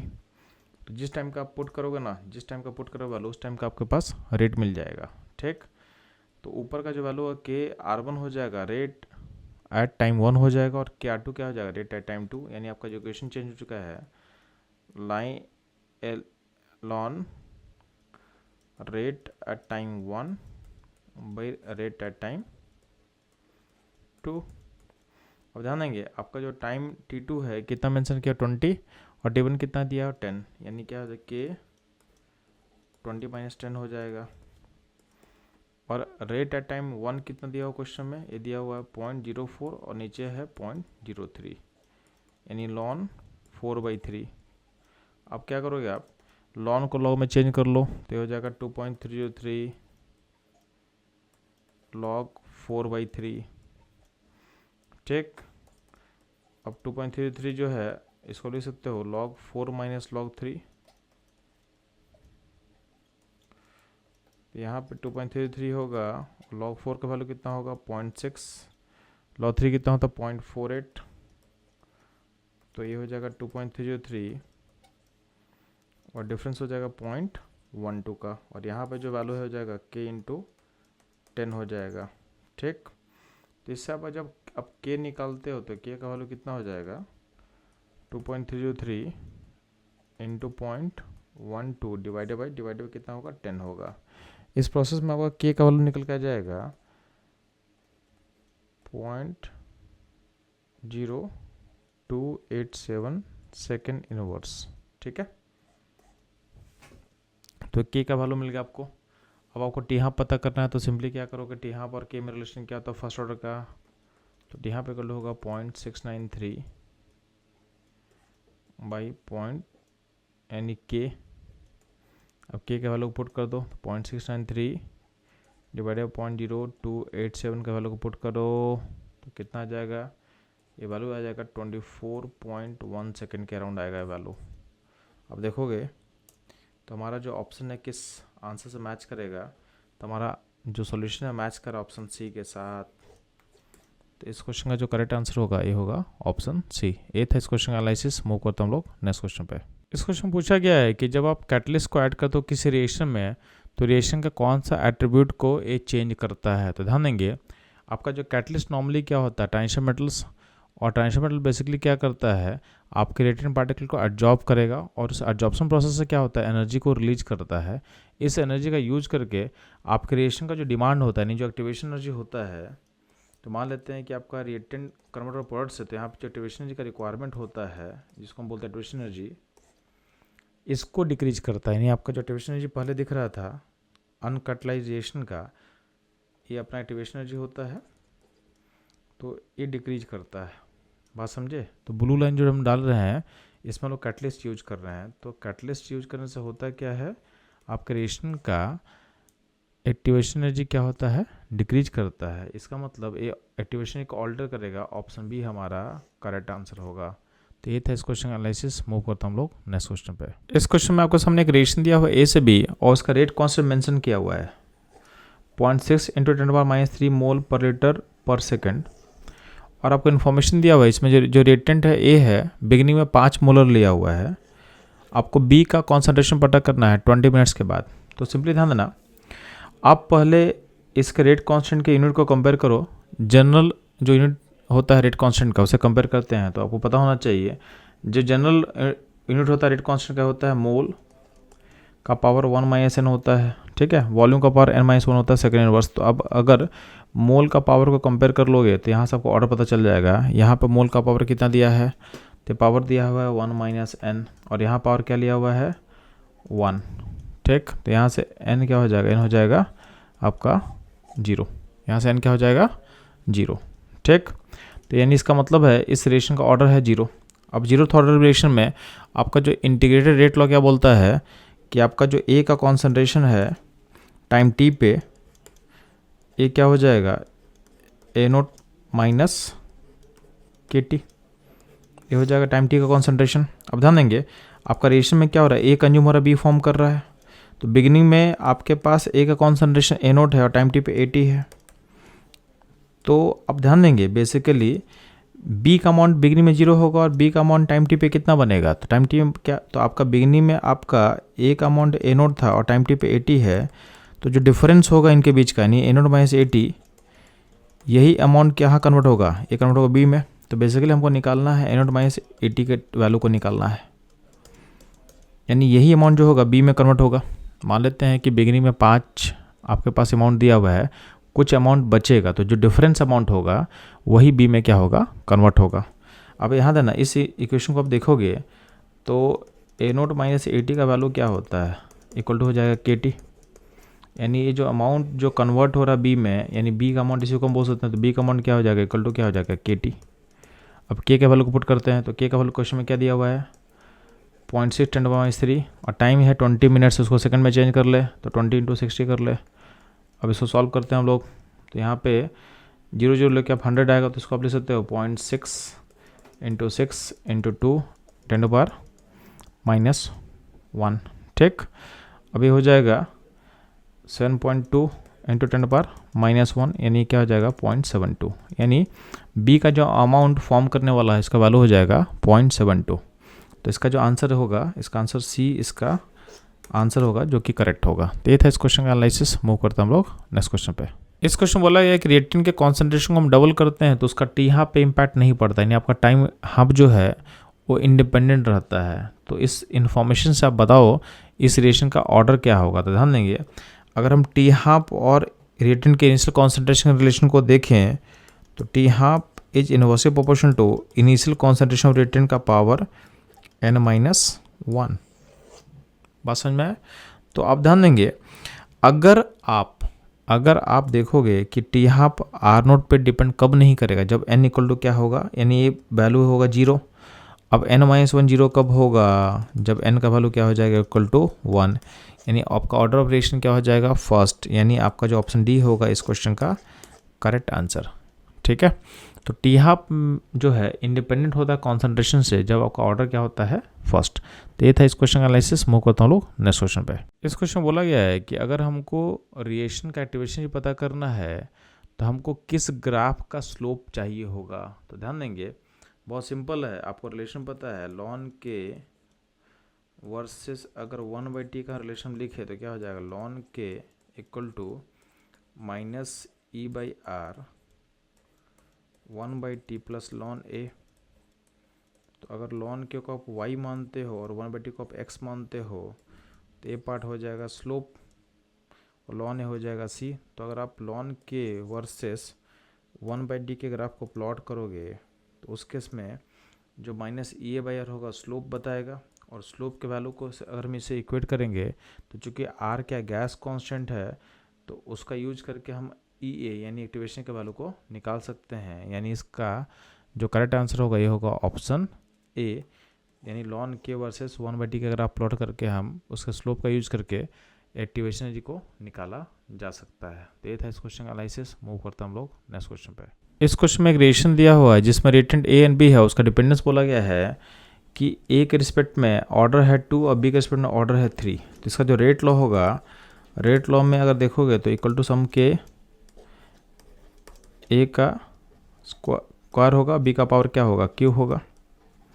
बोला गया है कि अगर हम बी और ए दोनों के कॉन्सेंट्रेशन को डबल करते हैं तो रेट में इम्पैक्ट क्या पड़ने वाला है। तो बेसिकली क्या होगा, आप अगर ए के कॉन्सेंट्रेशन को 2A पुट करोगे और बी को अगर पुट करोगे 2B, तो यहाँ पे क्या होगा, के होगा इस 2 का पावर, इस 2A में 2 का पावर क्या होगा, 2 का पावर 2 होगा, और ए का पावर फिर से क्या होगा, स्क्वायर आएगा, और यहाँ 2B जब पुट करो तो 2 का पावर क्या होगा, क्यू होगा, और बी का पावर फिर से क्या आएगा, क्यू आएगा। तो इसको आप अगर बाहर ले लो तो क्या हो जाएगा, 4 × 8, और के यहाँ रहेगा, और यहाँ ए स्क्वायर होगा एंड बी क्यू होगा। तो जो आपका नया रेट होगा, जो रेट न्यू होने वाला है, इसमें क्या होगा, पुराने रेट को देखोगे तो इसमें आप 4 × 8 को मल्टीप्लाई कर लो, तो अल्टीमेटली क्या होगा, 32 × ए का स्क्वायर बी का क्यू, और यहाँ पे क्या होने वाला, और ये था आपका पुराना रेट। तो जो आपका रेट न्यू होने वाला है ये 32 टाइम्स रेट ओल्ड होगा। ठीक है, तो इसका आंसर जो होगा सी इसका करेक्ट आंसर होगा। इस क्वेश्चन को सिंपली ऐसा भी सोच सकते हो क्योंकि ए के रिस्पेक्ट में आपके पास ऑर्डर 2 है और बी के रिस्पेक्ट में ऑर्डर 3 है, तो अगर ए को आप डबल करते हो तो ए को डबल करते हो तो डबल जो है डबल का पावर 2 कर लो, ठीक है, जो ऑर्डर उसका पावर लो, इनटू बी का ऑर्डर भी क्या है 3 है, तो बी का डबल कर, तो बी में जो डबल होगा उसको 2 का पावर आप 3 कर लो, तो यही आपका आंसर हो जाएगा। इतने टाइम से आपका रेट क्या होगा, इंक्रीज करेगा। ये क्या होगा, ये वैल्यू क्या होगा 4, और ये वैल्यू क्या हो जाएगा 8, तो हो जाएगा 32 टाइम्स से आपका रेट क्या होगा, इनहेंस करेगा। तो ये था इस क्वेश्चन का एनालिसिस। मूव करते हैं हम लोग नेक्स्ट क्वेश्चन पे। इस क्वेश्चन बोला है कि रिएक्शन जो है 50% कंप्लीट होने में टाइम लेता है 2 घंटे का, और 75% कंप्लीशन के लिए टाइम लेता है आपके पास 4 आवर्स का। तो बोला गया है इस रिएक्शन का ऑर्डर क्या होगा। तो ध्यान देंगे, इसको आप सिंपल अगर इसको रिप्रेजेंट करो तो आप अगर रिएक्टेंट अगर 100 होगा तो 100 से 50 जाने में टाइम लग रहा है 2 आवर्स का, और 100 से 25 पहुंचने में आपका टाइम लग रहा है 4 आवर्स का। ठीक है, तो बेसिकली आप ऐसा देखोगे तो 50 से 25 का टाइम आप निकाल सकते हो ना। तो अगर आपको पता है कि 100 से 50 का टाइम 2 आवर्स है और 100 से 25 का टाइम 4 आवर्स है, तो 50 से 25 का टाइम कितना होगा 2 आवर्स का। अब ध्यान देंगे 100 से जो 50 का टाइम है उसको हम टी हाफ बोल सकते हैं, यानी इस टाइम इंटरवल में आधा खत्म हो रहा है, और 50 से 25 का टाइम भी जो है उसको भी आप क्या बोल सकते हो, ये भी आपका टी हाफ है। तो आप देखोगे ये जो टी हाफ है, ये टी हाफ आपका कॉन्सेंट्रेशन पे डिपेंड नहीं कर रहा है। तो टी हाफ कॉन्सेंट्रेशन डिपेंड कब नहीं करता है, जब आपका जो ऑर्डर होगा, ऑर्डर होता है फर्स्ट। ठीक है, तो इसका मतलब इस इन्फॉर्मेशन से आप बता सकते हो कि जो टाइम इंटरवल है, जो टी हाफ का वैल्यू है वो इंडिपेंडेंट ऑफ कॉन्सेंट्रेशन है, यानी रिएक्टेंट के इनिशियल कॉन्सेंट्रेशन पे डिपेंड नहीं कर रहा है। यानी इस क्वेश्चन का ऑर्डर क्या हो जाएगा फर्स्ट, यानी ऑप्शन ए जो होगा इस क्वेश्चन का करेक्ट आंसर होगा। तो ये था इस क्वेश्चन एनालिसिस। मूव करता हम लोग नेक्स्ट क्वेश्चन में। इस क्वेश्चन में आपसे किसी रिएक्शन का एक्टिवेशन एनर्जी के वैल्यू के बारे में पूछा जा रहा है, और आपको इन्फॉर्मेशन दिया हुआ है कि उस रिएक्शन का रेट है डबल होता है अगर आप टेम्परेचर को इंक्रीज करते हो 20 डिग्री टू 35 डिग्री सेंटीग्रेड। तो ध्यान देंगे इस क्वेश्चन को सॉल्व करने के लिए सिंपली आपको इक्वेशन यूज करना है log K2 बाई K1, यहाँ पे होगा EA by 2.33 R 1 by T1 minus 1 by T2। तो अगर बात किया जा रहा है कि रेट डबल हो रहा है, तो आपको पता है कि रेट इक्वल टू क्या होता है, K into concentration to power some number जिसको हम ऑर्डर बोलते हैं। तो ध्यान देना, अगर आप टेम्परेचर इंक्रीज कर रहे हो तो कॉन्सेंट्रेशन में कुछ चेंज तो होगा नहीं। तो अल्टीमेटली चेंज होता क्या है कि जब हम टेम्परेचर बढ़ाते हैं तो आपका के इंक्रीज करता है। तो अगर आपका रेट डबल होगा तो के भी क्या होगा, डबल होगा। यानी सिंपली बेसिकली क्या है, अगर T1 पे अगर K1 दिया हुआ वैल्यू और T2 पे आपका K2 दिया हुआ है, तो अगर बोला गया है कि रेट डबल हो रहा है, इसका मतलब आपका जो K का वैल्यू डबल होगा। यानी इसका मतलब क्या है, K2 बाई K1 का रेशियो क्या दिया क्वेश्चन में, ये दिया हुआ 2 दिया हुआ है, इसको आपको यूज करना है। ठीक है, अब ध्यान देंगे इसमें जो टेम्परेचर दिया हुआ क्वेश्चन में है डिग्री सेंटीग्रेड में, लेकिन जो इक्वेशन में हम टेम्परेचर यूज करेंगे उसको यूज करना होगा केल्विन में यूज करना पड़ेगा। तो सबसे पहले क्या करोगे आप, जो डिग्री सेंटीग्रेड का टेम्परेचर है उसको आप केल्विन में चेंज करोगे। तो 20 डिग्री को आप केल्विन में चेंज करोगे तो कितना होगा 293, एंड 35 डिग्री को चेंज करोगे केल्विन तो क्या होगा, ये हो जाएगा 308। अब इसको बस पुट करो आप, तो ध्यान देंगे लॉग K2 बाई जो K1 का वैल्यू है आपके पास कितना है, ये आपके पास 2 है। EA एक्टिवेशन एनर्जी को आपको निकालना है 2.303, R का वैल्यू कितना होगा 8.314, ठीक है। और 1/T1 का वैल्यू कितना हो जाएगा 293 माइनस 1/T2 यानी ये हो जाएगा 308। अब ध्यान देना इसको सॉल्व करते हैं हम लोग, तो ये वैल्यू हो जाएगा log 2 यानी K2 बाई K1 का लोग को पुट कर देना है, कितना बच्चों लोग, ये पुट कर देना आपको 2 पुट कर देना है, तो यानी क्या होगा log 2 equal to EA divided by 2.303 into 8.314, और यहाँ पे जब सॉल्व करो तो क्या हो जाएगा, ये हो जाएगा 293 इंटू 308 और ऊपर हो जाएगा 308 माइनस 293। अब ध्यान देना log 2 वैल्यू कितना होता है 0.30 होता है, इसको ले लिए। EA का वैल्यू आपको निकालना है। अब ध्यान देंगे जब इसको आप मल्टीप्लाई करोगे तो ये वैल्यू नियरली हो जाता है 19 पॉइंट समथिंग होगा, तो वैल्यू निकल के आ जाएगा 19 पॉइंट अराउंड आपके पास आने वाला है 1 के आसपास आएगा, ठीक है। और यहाँ पे ध्यान देना ये वैल्यू हो जाएगा 15 ऊपर में, ये हो जाएगा 293 एंड 308 हो जाएगा। अब ध्यान देना अगर आप ऑप्शन चेक करते हो तो ऑप्शन है ना, ऑप्शन जो भी दिया हुआ है उसमें काफ़ी डिफरेंस है।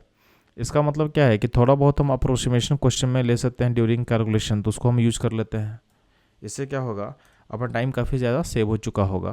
तो ध्यान देना आप क्या करो, यहाँ जो 19 वैल्यू लिया हुआ है ना इसको आप 20 मान लो, थोड़ा सा इसको हम 20 मान लेते हैं, नियरली 20 हो जाएगा। इससे क्या होगा कैलकुलेशन ईजी हो जाएगा। यहाँ पे क्या होगा 15 है आपके पास, जो 293 है और 308 है, इसमें क्या करना एक वैल्यू को इंक्रीज करो, तो 293 को हम 300 बना देते हैं और एक को डिक्रीज कर लो, 308 को भी 300 बना लो। इससे क्या होगा आपका आंसर में ज़्यादा इंपैक्ट नहीं पड़ेगा। ऑलमोस्ट सेम एक्सटेंट से हम क्या किए, एक वैल्यू को इंक्रीज कर दिए हैं और उसी एक्सटेंट से हम दूसरे को क्या कर दिया डिक्रीज कर दिए हैं, तो इससे आपके आंसर में इंपैक्ट मिनिमम आने वाला है, ठीक। अब आप जब ये के लिए सॉल्व करोगे तो ध्यान देंगे तो ये इक्वल टू क्या होगा, तो 0.3 इंटू 20 इंटू 300 इंटू 300 और डिवाइडेड बाई क्या होगा 15, ये होगा ये का वैल्यू। अब ध्यान देंगे ये हो जाएगा 6 इंटू यहाँ 3 इंटू 3 को 9 कर सकते हैं और इंटू 10 पर आप जो है 4 अलग से कर लो डिवाइडेड बाई 15। अब ध्यान देंगे यहाँ से एक जीरो ले लो तो क्या हो 6 इंटू 90 इंटू 10/3 होगा और नीचे 15 होगा।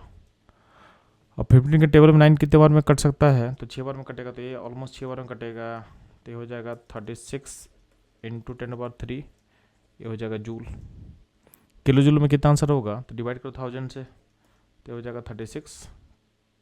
इसको आप चेंज करोगे किस में किलो जूल में, तो ये क्या करना 1000 से डिवाइड करना, तो ये हो जाएगा आपका इक्वेशन का वैल्यू हो जाएगा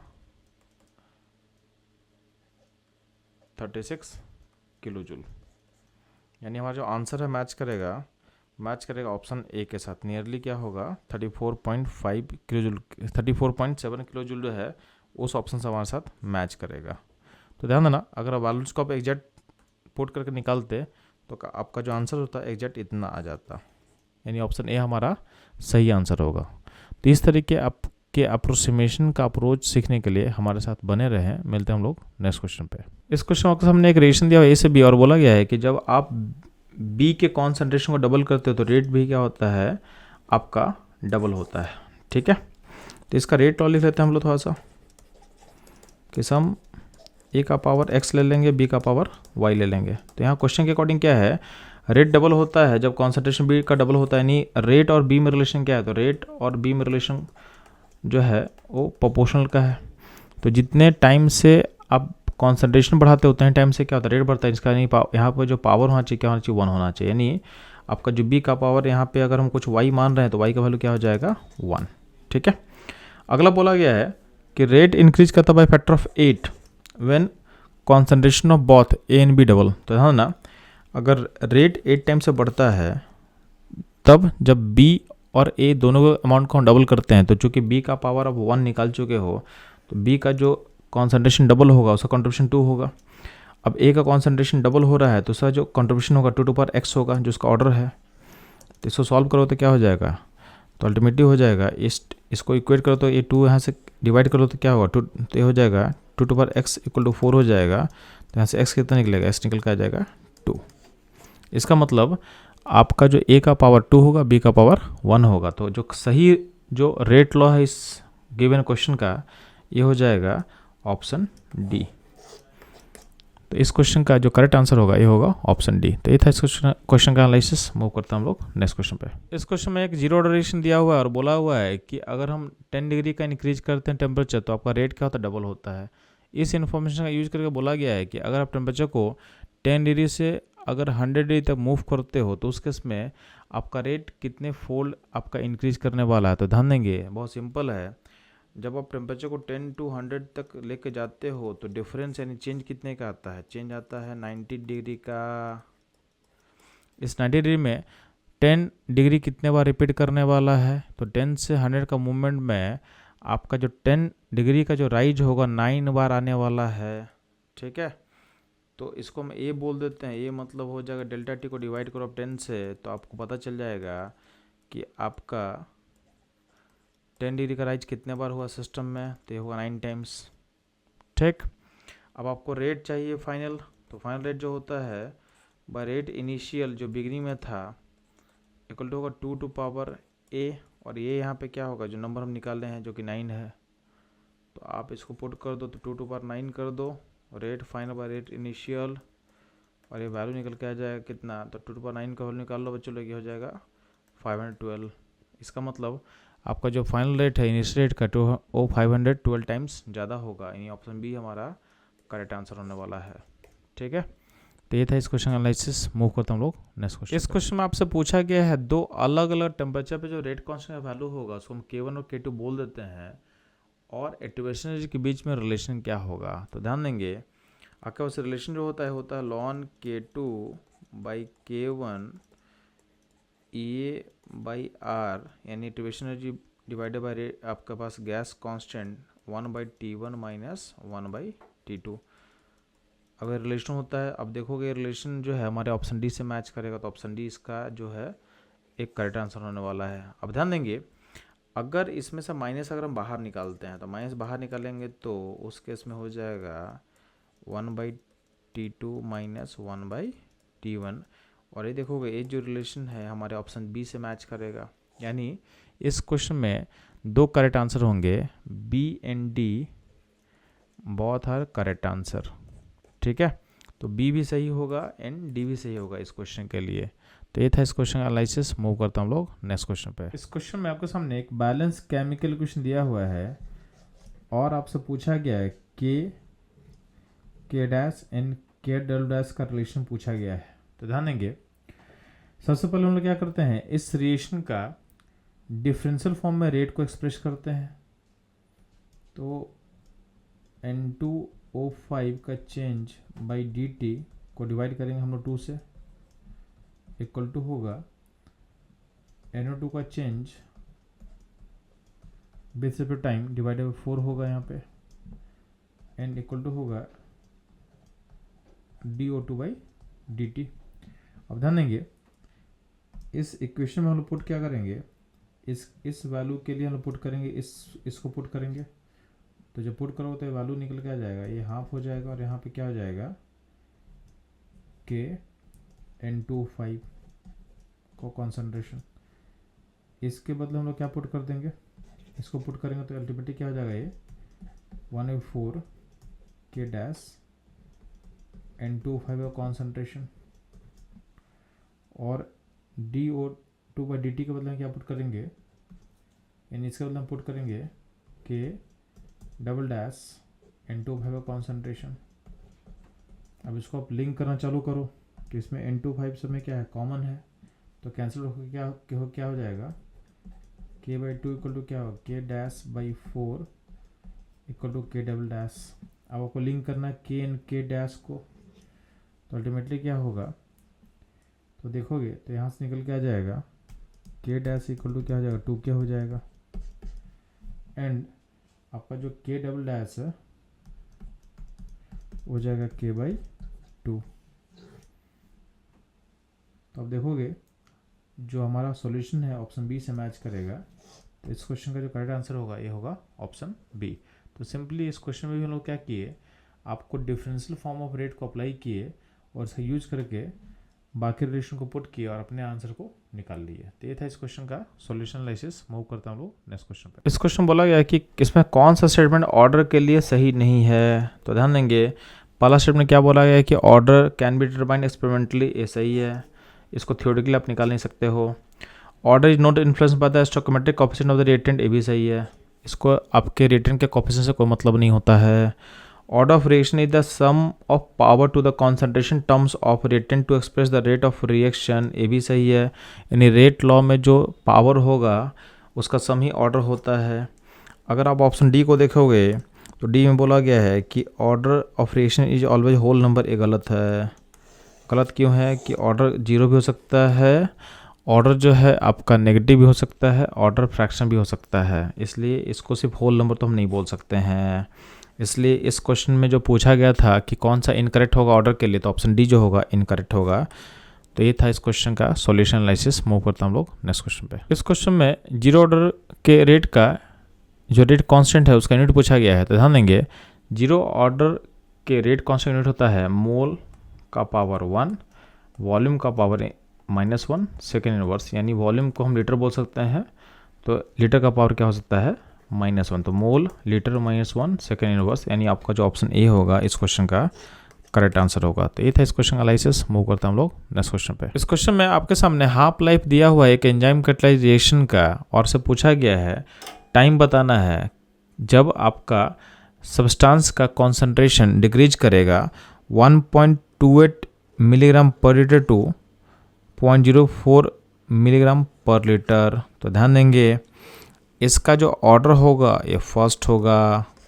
अब फर्स्ट ऑर्डर के अकॉर्डिंग हम चलते हैं, तो ध्यान देंगे 1.28 से हमको मूव करना है 0.04 तक, तो इसका आधा कितना होगा, ये होगा 0.64। अब इसका हाफ होने में टाइम लगेगा, उसको बोलते हैं टी हाफ, और जो फर्स्ट ऑर्डर का टी हाफ होता है वो कॉन्सेंट्रेशन यानी इनिशियल कॉन्सेंट्रेशन ऑफ रिएक्टेंट से इंडिपेंडेंट होता है। अब 0.64 का आधा कितना होगा 0.32, तो यहाँ जो टी हाफ है वही टी हाफ यहाँ लगेगा, इन टाइम क्या लगेगा सेम लगेगा। 0.32 का आधा क्या होगा 0.16, यानी यहाँ का जो टाइम है वो सेम टी हाफ लगने वाला है। इसका हाफ कितना होने वाला है, तो 0.8, यहाँ भी टाइम सेम लगने वाला टी हाफ, और 0.8 का हाफ कितना हो, ये पॉइंट यहाँ पे 0.08 होगा, ठीक है, और ये 0.08 का हाफ कितना होगा 0.04, यहाँ भी सेम टी हाफ आपको लगने वाला है, ठीक है। चूँकि ये सारा टी हाफ सेम है, क्यों सेम है, क्योंकि ये फर्स्ट ऑर्डर रिएक्शन है। तो आप देखोगे इस पूरे प्रोसेस में कितना टी हाफ लगने वाला है, तो आप चेक करना है, तो टी हाफ का 1 2 3 4 5, यानी आपका जो टाइम लगेगा ये 5 टी हाफ के इक्वल होने वाला है। और टी हाफ का वैल्यू क्वेश्चन में दिया हुआ है 138 सेकेंड, पुट कर दो, तो 5 × 138, बस इसको आपको निकालना है, तो हो जाएगा 690 सेकेंड्स, यानी ऑप्शन सी जो होगा इस क्वेश्चन का करेक्ट आंसर होगा। तो ये था इस क्वेश्चन का एनालिसिस। मूव करता हम लोग नेक्स्ट क्वेश्चन पे। इस क्वेश्चन में आपके सामने एक बैलेंस इक्वेशन दिया हुआ है जिसमें N25 डिकम्पोज कर रहा है NO2 और O2 में, और आपको बोला गया है rate of disappearance of N25 दिया हुआ 6.25 × 10⁻³ मोल पर लीटर पर सेकेंड, और आपसे पूछा गया है rate of formation of NO2 and O2 क्या होगा। तो ध्यान देंगे सबसे पहला काम क्या करना, इस रिएक्शन का डिफरेंशियल फॉर्म ऑफ रेट लिख लेना है, जो कि हो जाएगा -dN2O5/dt इक्वल टू क्या होगा dNO2/dt by half, and equal to होगा dO2/dt डिवाइडेड बाई क्या होगा, यहाँ पे ये डिवाइड करो तो ऊपर चला जाएगा, तो अल्टीमेटली हो जाएगा ये 2 ऊपर आएगा, तो इसको आप यहाँ से हटा सकते हो, ठीक है। तो यहाँ का जो 2 है ये हाफ है, इसका 2 ऊपर चलाएगा, तो 2 यहाँ कर सकते हो आप इसको, आप और इसको नीचे से आप हटा दो, ठीक है, अब ध्यान देना। तो ये आपके पास रिलेशन है। अब आपको दिया क्या दिया हुआ है, आपको दिया हुआ डिसअपरेंस ऑफ N25 दिया हुआ है, यानी आपको दिया हुआ minus D N25 by dt का वैल्यू दिया हुआ है, इतना दिया हुआ है। तो इसको पुट कर दो यहाँ पे ना, इसको यहाँ पुट कर देंगे हम लोग। आपको निकालना क्या है, तो इसको आपको निकालना है फॉर्मेशन ऑफ NO2, यानी इसका फॉर्मेशन का वैल्यू होगा डी NO2 बाई dt का वैल्यू अपन चाहिए। तो डी NO2 बाई dt का जो वैल्यू होगा, ये वैल्यू क्या होगा, तो आपके डिसअपरेंस ऑफ रेट को अब 2 से मल्टीप्लाई करना पड़ेगा। तो ये जो वैल्यू आपको पता कितना दिया हुआ है, 6.25 इंटू 10⁻³ दिया हुआ है, इसको 2 से मल्टीप्लाई करने पे क्या होगा, तो इसको 2 से मल्टीप्लाई करोगे तो वैल्यू हो जाएगा 12.5 10⁻³ और चेंज हो जाएगा 1.25 10⁻²। ठीक, तो ये हो जाएगा आपका 1 पॉइंट। तो आपको ये दिखेगा वैल्यू कहाँ कहाँ, ऑप्शन बी में ना ऑप्शन डी में आपको दिख रहा है वैल्यू। नहीं जानना, आपको निकालना है फॉर्मेशन ऑफ O2, यानी आपको निकालना डी O2 बाई dt निकालना है। तो ये कैसे निकलेगा, तो सिंपली इस 2 को यहाँ डिवाइड कर दो ना, यानी इस आपके जो रेट ऑफ डिसअपरेंस ऑफ N25 को 2 से डिवाइड करना पड़ेगा, यानी 2 से जब डिवाइड करोगे तो वैल्यू निकल के आ जाएगा 2 से डिवाइड करने के बाद 3.125 इंटू 10⁻³। अब चेक करोगे तो हमारा जो आंसर है ये ऑप्शन बी के साथ मैच करेगा। तो इस क्वेश्चन का जो करेक्ट आंसर होगा ये होगा ऑप्शन बी। ये था इस क्वेश्चन का सॉल्यूशन एनालिसिस। मूव करता हूँ नेक्स्ट क्वेश्चन पे। आपके सामने एक रिएक्शन का काइनेटिक्स का स्टडी दिया हुआ है। इसमें ए और बी रिएक्टेंट है, तो इसमें ए और बी का कॉन्सेंट्रेशन के अकॉर्डिंग जो रेट ऑफ रिएक्शन है वो आपको मेंशन किया हुआ है। ठीक है, और आपसे पूछा गया इसका करेक्ट रेट लॉ क्या होगा। तो ध्यान देंगे, इसमें बेसिकली हमको बताना है कि रेट लॉ के एक्सप्रेशन में रेट इक्वल टू क्या होगा, कि ए का पावर एक्स बी का पावर वाई। तो मुझे एक्स और वाई बताना है। तो सिंपली ध्यान देना, इसको अपन लोग सॉल्व बहुत सिंपल तरीके से करने वाले हैं।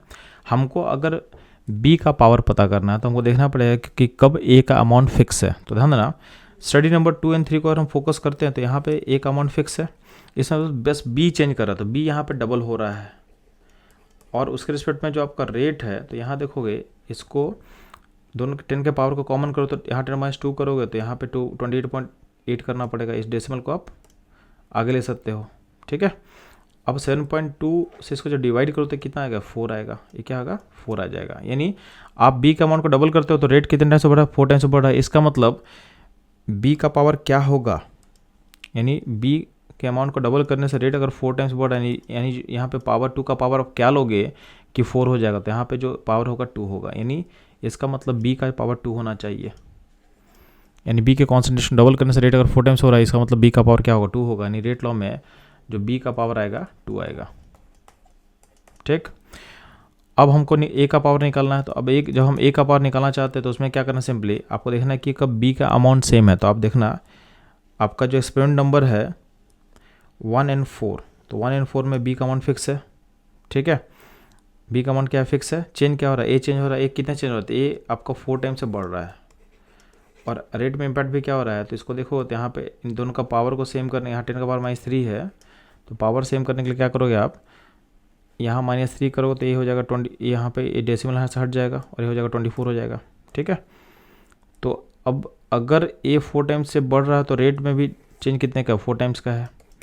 तो जिस फैक्टर से आपका ए का कॉन्सेंट्रेशन चेंज हो रहा है उसी फैक्टर से आपका रेट चेंज हो रहा है, इन दोनों आपस में प्रोपोर्शनल होगा। तो इस केस में ए का पावर क्या होगा, 1 होगा। यानी यहाँ 4 का पावर 1 लेने से ये 4 को मैच करेगा। तो आप बोल सकते हो यहाँ पे ए का पावर क्या होगा, 1 होगा। तो आपका जो रेट लॉ होगा उसमें ए का पावर क्या होगा, 1 होगा, बी का क्या होगा, स्क्वायर होगा। तो आपका जो करेक्ट आंसर होगा इस क्वेश्चन का ये होगा ऑप्शन डी। तो ये था इस क्वेश्चन का एनालिसिस एंड सॉल्यूशन। मूव करते हैं हम लोग नेक्स्ट क्वेश्चन पे। इस क्वेश्चन में आपको सामने एक रिएक्शन दिया हुआ है और उसका रेट लॉ लिखा हुआ है और बोला गया है इस रिएक्शन का जो रेट कांस्टेंट यानी जो के है उसको इंक्रीज हम कैसे कर सकते हैं। तो ध्यान देंगे, आपको पता होना चाहिए जो रेट कांस्टेंट जो के होता है, यूजिंग अरहेनियस इक्वेशन बोल सकते हैं कि जो रेट कांस्टेंट के है डिपेंड ओनली करता है ओनली टेम्परेचर पे। तो अगर आप टेम्परेचर को चेंज करोगे तो ही आपका रेट जो है कांस्टेंट चेंज करेगा, नहीं तो चेंज नहीं करेगा। तो अगर आप टेम्परेचर को इंक्रीज करते हो तो रेट कांस्टेंट इंक्रीज करेगा, अदरवाइज इसमें कोई चेंजेस नहीं होगा। तो ऑप्शन जो ए होगा हमारा इस क्वेश्चन का करेक्ट आंसर होगा। तो ये था इस क्वेश्चन का एनालिसिस। मूव करता हूँ लोग नेक्स्ट क्वेश्चन पे। आपके सामने अमोनिया का फॉर्मेशन का बैलेंस इक्वेशन दिया हुआ है और साथ में दिया हुआ है अमोनिया का फॉर्मेशन का रेट दिया हुआ। आपको बताना है हाइड्रोजन के कंजम्पशन का रेट क्या होगा। तो सिंपली क्या करेंगे, इस बैलेंस इक्वेशन का यूज करके हम लोग डिफरेंशियल फॉर्म ऑफ रेट को लिख लेंगे हर कंपोनेंट के रिस्पेक्ट में। तो ऐसा हो जाएगा -dN2/dt -dH2/dt को डिवाइड करेंगे, इससे हम लोग 3 से डिवाइड करेंगे और अमोनिया का जो फॉर्मेशन रेट है उसको डिवाइड करेंगे 2 से। आपको निकालना है हाइड्रोजन और अमोनिया के बीच का रिलेशन। तो यहाँ से आपको पता है आपको इस टर्म को निकालना है। तो ये टर्म क्या होगा, तो -dH2/dt इक्वल टू क्या होगा 3/2 अमोनिया के फॉर्मेशन का रेट जो कि क्वेश्चन में दिया हुआ उसको पुट कर लो। तो 3/2 और इसका वैल्यू क्वेश्चन में कितना दिया हुआ 2 × 10⁻⁴। तो 2 कैंसिल हो जाएगा तो वैल्यू निकल के आ जाएगा 3 × 10⁻⁴। यानी हाइड्रोजन का जो कंजम्पशन रेट होगा उसका वैल्यू होगा 3 × 10⁻⁴। यानी ऑप्शन जो डी होगा हमारा करेक्ट आंसर होगा। ये था इस क्वेश्चन का सॉल्यूशन एनालिसिस। मूव करता हूँ लोग नेक्स्ट क्वेश्चन पे। इस क्वेश्चन में आपके सामने एक बैलेंस इक्वेशन दिया हुआ है। आपसे पूछा गया है Br2 के अपीयरेंस का रेट जो है वो ब्रोमाइड आयन के डिसअपीयरेंस के रेट से कैसे रिलेटेड होगा। तो ध्यान देना, ब्रोमाइड आयन और Br2 को लेकर हम डिफरेंशियल फॉर्म ऑफ रेट को लिख के उन दोनों को लिंक करते हैं। तो ऐसा आ जाएगा -dBr- dt divided by 5 equal to क्या होगा, ब्रोमीन का जो फॉर्मेशन रेट है उसको डिवाइड करेंगे 3 से।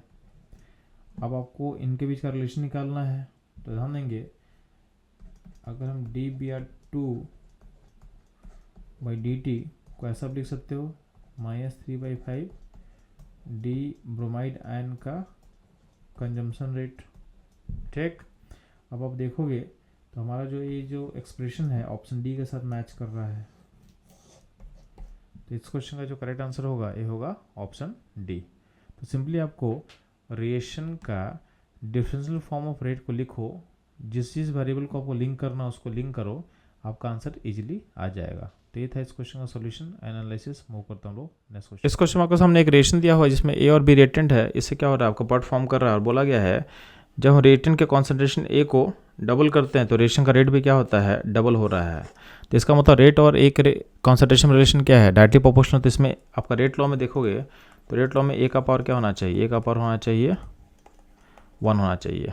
अगर हम बात करते हैं सेकंड स्टेटमेंट का, बोला गया है कि ए और बी दोनों के अमाउंट को अगर हम डबल करते हैं, ठीक है, तो आपका जो रेट बढ़ेगा फैक्टर 8 से बढ़ेगा। तो आपको पता है कि अगर हम ए को डबल करते हैं तो उसका कंट्रीब्यूशन 2 होगा। तो आपका रेट 8 टाइम्स बढ़ रहा है बट ए का डबल करने से फैक्टर 2 होगा। तो बचा बी का फैक्टर, बी का कितना फैक्टर कंट्रीब्यूट करेगा, तो बी का फैक्टर करेगा 4 टाइम्स। यानी बी के डबल करने से आपका रेट में कितना चेंज हो रहा है, 4 टाइम्स से। यानी बी का पावर क्या लेंस से वैलिड होगा, तो बी का पावर 2 होगा तो वैलिड होगा। इसका मतलब आपका जो रेट लॉ में बी का पावर होगा वो 2 होगा। तो आपका जो करेक्ट रेट लॉ होगा इस कंडीशन के अकॉर्डिंग ये होगा कि ए का पावर 1 बी का स्क्वायर, यानी ऑप्शन जो ए होगा इस क्वेश्चन का करेक्ट आंसर होगा। तो ये था इस क्वेश्चन एनालिसिस सॉल्यूशन। मूव करता हूँ लोग नेक्स्ट क्वेश्चन पे। इस क्वेश्चन में हाफ लाइफ दिया हुआ है फर्स्ट रिएक्शन का 1386 सेकेंड्स। आपसे पूछा गया है specific rate constant for the reaction. तो ध्यान देना, स्पेसिफिक रेट कांस्टेंट का मतलब क्या होता है, के।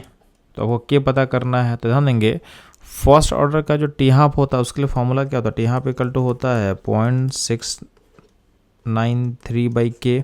आपको के निकालना है तो के क्या होगा 0.693/टी हाफ। अब टी हाफ के वैल्यू को पुट कर दो तो 0.693 डिवाइडेड बाय 1386। अब इसको ऊपर जो है आप लिख सकते हो 693 इंटू 10⁻³ डिवाइडेड बाई 1386। अब ये जो है 2 बार में कैंसिल हो जाएगा तो अल्टीमेटली हो जाएगा k इक्वल टू 10⁻³ 2 यानी हो जाएगा 0.5 इंटू 10⁻³ सेकेंड इनवर्स। तो आप देखोगे आपका आंसर किससे मैच करेगा, तो हमारा आंसर ऑप्शन बी से मैच करेगा। तो ये था इस क्वेश्चन का करेक्ट आंसर एनालिसिस। मूव करता हम लोग नेक्स्ट क्वेश्चन पे। इस क्वेश्चन में आपके सामने ब्रोमिनेशन ऑफ एसीटोन का काइनेटिक का डेटा दिया हुआ है। इसमें क्या दिया हुआ है कि इनिशियल कॉन्सेंट्रेशन एसीटोन ब्रोमीन यानी H+ का दिया हुआ है और Br2 यानी ब्रोमीन के डिसेपरेंस का रेट दिया हुआ है। तो ध्यान ना, जो ब्रोमीन का डिसेपरेंस का रेट होगा वही इसका रेट ऑफ रिएक्शन होगा। चूंकि कोफिशिएंट ऑफ ब्रोमीन क्या है यहाँ पे 1 है, तो वही यहाँ पे रेट ऑफ रिएक्शन आपको रिप्रेजेंट कर रहा होगा। अब ध्यान देंगे, अब डाटा को जब एनालाइज करोगे तो देखोगे आपका जो डाटा नंबर 1 है एंड 2 को जब आप एनालाइज करते हो तो उसमें देखोगे कि एसीटोन का कॉन्सेंट्रेशन सेम है, आपके H+ का कॉन्सेंट्रेशन सेम है। जो ब्रोमीन है, ब्रोमीन का जो कॉन्सेंट्रेशन है क्या हो रहा है, डबल हो रहा है, लेकिन रेट पे इम्पैक्ट क्या हो रहा है, उसका कुछ नहीं हो रहा है, यानी रेट क्या है, सेम है। इसका मतलब क्या होगा, आपका जो रेट ऑफ रिएक्शन होगा वो ब्रोमीन के कॉन्सेंट्रेशन से इंडिपेंडेंट होगा, यानी ब्रोमीन के रिस्पेक्ट में जो ऑर्डर होगा 0 होगा। तो आप देखोगे इन सारे ऑप्शन में बस ऑप्शन जो सी दिख रहा है वहाँ पे ब्रोमीन का जो ऑर्डर 0 है, बाकी जगह ब्रोमीन का ऑर्डर क्या है आपके पास 1 मेंशन किया हुआ है। तो आप डायरेक्टली बोल सकते हो कि इस क्वेश्चन का जो करेक्ट आंसर होगा ये होगा ऑप्शन सी। तो ये था इस क्वेश्चन का एनालिसिस। मूव करते हैं हम लोग नेक्स्ट क्वेश्चन पे। इस क्वेश्चन में आपके सामने दो अलग अलग रिएक्शन का रेट कांस्टेंट दिया हुआ है, K1 और K2, उसका वैल्यू को भी लिखा हुआ है। तो जो K1 है 10⁻16 इंटू e⁻2000/T है और K2 का वैल्यू लिया हुआ है 10⁻15 e⁻1000/T लिया हुआ है। अब बोला गया है कि किस टेम्परेचर पे दोनों का वैल्यू इक्वल होगा, यानी आपको K1 इक्वल टू K2 को का इक्वलिटी का जो कंडीशन है उसका यूज़ करके आपको टेम्परेचर को बताना था। तो ध्यान देंगे, सिंपली क्या करो, दोनों के एक्सप्रेशन को इक्वेट करो। तो K1 10⁻16 e⁻2000/T, K2 क्या होगा 10⁻15 e⁻1000/T। अब ध्यान देना, तो इसको यहाँ से इसको डिवाइड कर दो इधर, तो हो जाएगा 10 और ये हो इसको यहाँ पे डाल दो इधर में, तो ये हो जाएगा e⁻−1000 + 2000 / T, यानी आपके पास हो चुका होगा e⁻1000/T इक्वल टू होगा 10। अब दोनों साइड आप लॉन ले लो, तो लॉन लोगे तो क्या होगा, आपका लॉन ले से ई हट जाएगा, तो क्या होगा यहाँ पे 1000T आ जाएगा और यहाँ पे क्या होगा, यहाँ पे होगा लॉन 10। अब लॉन 10 जो होता है, लॉन 10 क्या होगा, चलो ये होगा 2.303 log 10 का वैल्यू क्या होता है 1 हो जाएगा, तो 1 का हटा दो, यानी अल्टीमेटली क्या होगा, ये हो जाएगा 2.303 हो जाएगा। यानी आप बोल सकते हो कि 1000/T इक्वल टू क्या होगा 2.303, तो T क्या हो जाएगा 1000/2.303, यानी आपका जो आंसर होगा हमारे ऑप्शन बी से मैच कर रहा है। तो ऑप्शन बी जो होगा इस क्वेश्चन का करेक्ट आंसर होगा। तो ये था इस क्वेश्चन एनालिसिस। मूव करता हम लोग नेक्स्ट क्वेश्चन पे। इस क्वेश्चन में इन्फॉर्मेशन दिया हुआ है कि हाइड्रोजन एंड आपका आयोडीन मोनोक्साइड जब रिएक्ट करता है तो बनता है HCl + I2, और इस रिएक्शन के मैकेनिज्म को स्टडी करके बोला गया है कि इसमें रिएक्शन में जो है जो ऑर्डर है वो first order respect to hydrogen and first order respect to है ICl। अब इस डाटा का यूज़ करके वो बताना है कि कौन सा जो मैकेनिज्म है वो सही होगा। तो यहाँ पे दो तरह का मैकेनिज्म दिया हुआ है। एक मैकेनिज्म ए है, उसमें बोला हुआ है कि रिएक्शन जो है आपका एलिमेंट्री होगा, यानी सिंगल स्टेप में फॉलो करेगा। तो ध्यान देना, जो सिंगल स्टेप का जो रिएक्शन होता है, यानी जो एलिमेंट्री रिएक्शन होता है उस केस में जो होता है आपका जो वही स्टेप क्या होता है, स्लो स्टेप होता है। और उसी स्टेप के लिए आप रेट लॉ जब लिखोगे तो रेट लॉ लिखोगे तो उसके अकॉर्डिंग रेट लॉ क्या हो जाएगा कि H2n ICl का जो कि कोफिशिएंट यहाँ पे 2 दिया हुआ तो 2 पावर में आ जाएगा, क्योंकि एलिमेंट्री रिएक्शन में जो कोफिशिएंट है उसको आपको रेट लॉ के पावर में ले लेना होता है। तो यहाँ देखोगे तो यहाँ ICl के रिस्पेक्ट में आपका जो ऑर्डर हो 2 हो जाएगा, बट अकॉर्डिंग टू क्वेश्चन आपका ICl में ऑर्डर क्या होना चाहिए था 1 होना चाहिए था। तो इसलिए आपका जो मैकेनिज्म ए दिया हुआ है क्या होगा इनकरेक्ट। अब आप बात करते हैं लोग मैकेनिज्म बी का। तो बी में आप देखो कि स्लो स्टेप कौन सा दिया हुआ, तो स्लो स्टेप क्या है, पहला स्टेप स्लो दिया हुआ है। तो हम लोग हमेशा RDS यानी रेट लॉ लिखते हैं स्लो स्टेप के लिए। तो रेट लॉ जब यहाँ लिखोगे तो रेट लॉ के अकॉर्डिंग जब आप मेंशन करते हो तो यहाँ पे आपके पास कौन कौन सा रिएक्टेंट है, H2 है और ICl है। दोनों का जो कोफिशिएंट 1 है तो पावर क्या होगा, इनका 1 पावर लोगे तो इसके अकॉर्डिंग रेट लॉ हो जाएगा H2 का कॉन्सेंट्रेशन का पावर 1 एंड ICl का कॉन्सेंट्रेशन का पावर 1। तो ये रेट लॉ हमारे ऑब्जर्वेशन से मैच कर रहा है, यानी ऑर्डर जो इस रेट लॉ के अकॉर्डिंग क्या आएगा H2 के रिस्पेक्ट में 1 आएगा और ICL के रिस्पेक्ट में भी 1 आएगा, जो कि हमारे डेटा को सपोर्ट कर रहा है जो क्वेश्चन में दिया हुआ है। इसका मतलब जो मैकेनिज्म बी है वो ज़्यादा रेलेवेंट होगा अकॉर्डिंग टू गिवन कंडीशन। इसका मतलब जो ऑप्शन डी होगा वो हमारा करेक्ट आंसर होगा। तो ये था इस क्वेश्चन का एनालिसिस। मूव करते हैं हम लोग नेक्स्ट क्वेश्चन पे। इस क्वेश्चन में आपके सामने एक फर्स्ट ऑपरेशन का 60% कंप्लीशन का टाइम दिया हुआ है 60 मिनट्स, यानी आप बोलोगे तो इसको ऐसा लिख सकते हो t 60% of this first operation equal to क्या होगा 60 मिनट्स। अब इस वैल्यू का यूज करके आपको बताना है इसी फर्स्ट ऑपरेशन का टी हाफ का वैल्यू क्या होगा, यानी टी 50% का वैल्यू आपको बताना है, ये आपको निकालना है। तो ध्यान देना, सबसे पहले इस क्वेश्चन को हम सॉल्व करेंगे शॉर्टकट से। तो ध्यान देना, फर्स्ट ऑर्डर इक्वेशन में आपको याद होना चाहिए कि t 60% into 3 in 3 into t 60% equal to होता है 4 इंटू टी 50%, यानी टी हाफ का 4 टाइम्स के इक्वल होगा 3 इंटू टी 60%। अब वैल्यूज को पुट कर दो तो 3 इंटू टी 60 वैल्यू 60 दिया हुआ है, आपको टी 50 निकालना है यानी टी हाफ निकालना है, तो ये होगा 4 टी हाफ। तो इससे टी हाफ का वैल्यू कितना निकल के आ जाएगा, तो 180/4 यानी 45 मिनट्स। तो इसका जो ऑप्शन मैच करेगा हमारे साथ, ऑप्शन ए इसका करेक्ट आंसर हो जाएगा। तो ये था आपका शॉर्टकट तरीका। तो इसके लिए आपको ये रिलेशन याद होना चाहिए कि 3t 60% इक्वल टू क्या होगा 4t 50%। तो अगर आपको ये याद है, अच्छा ये रिलेशन वैलिड किसके लिए होगा, तो वैलिड होगा आपके फर्स्ट ऑर्डर रिएक्शन के लिए। तो ये क्वेश्चन बहुत ईजिली आप बना सकते हो। अब ध्यान देंगे, अगर इसको हम जनरल तरीके से बनाएं तो इसको कैसे बनाएंगे हम लोग, तो सिंपली है, आपको पता होना चाहिए के टी इक्वल टू क्या होगा लॉन R0/RT। तो आपको पहले आप के निकालो, तो के कैसे निकलेगा, टाइम की आपके पास 60 है, लॉन R0/RT। तो R0 मानोगे तो चूंकि 60% खत्म हो रहा है तो बचेगा कितना 40% बचेगा, यानी 0.4 R0 बचेगा। तो ये वैल्यू हो जाएगा लॉन, ये कैंसिल करो तो क्या हो जाएगा 10/4 हो जाएगा। ठीक, लॉन को लॉग में चेंज करो तो क्या होगा 2.33 लॉग 10/4। इसको सॉल्व करो तो क्या हो जाएगा 2.33 लॉग 10 माइनस लॉग 4। तो लॉग 10 का वैल्यू कितना होता है बच्चों लोग, ये होता है आपके पास 1, लॉग 4 कितना होता है 0.6।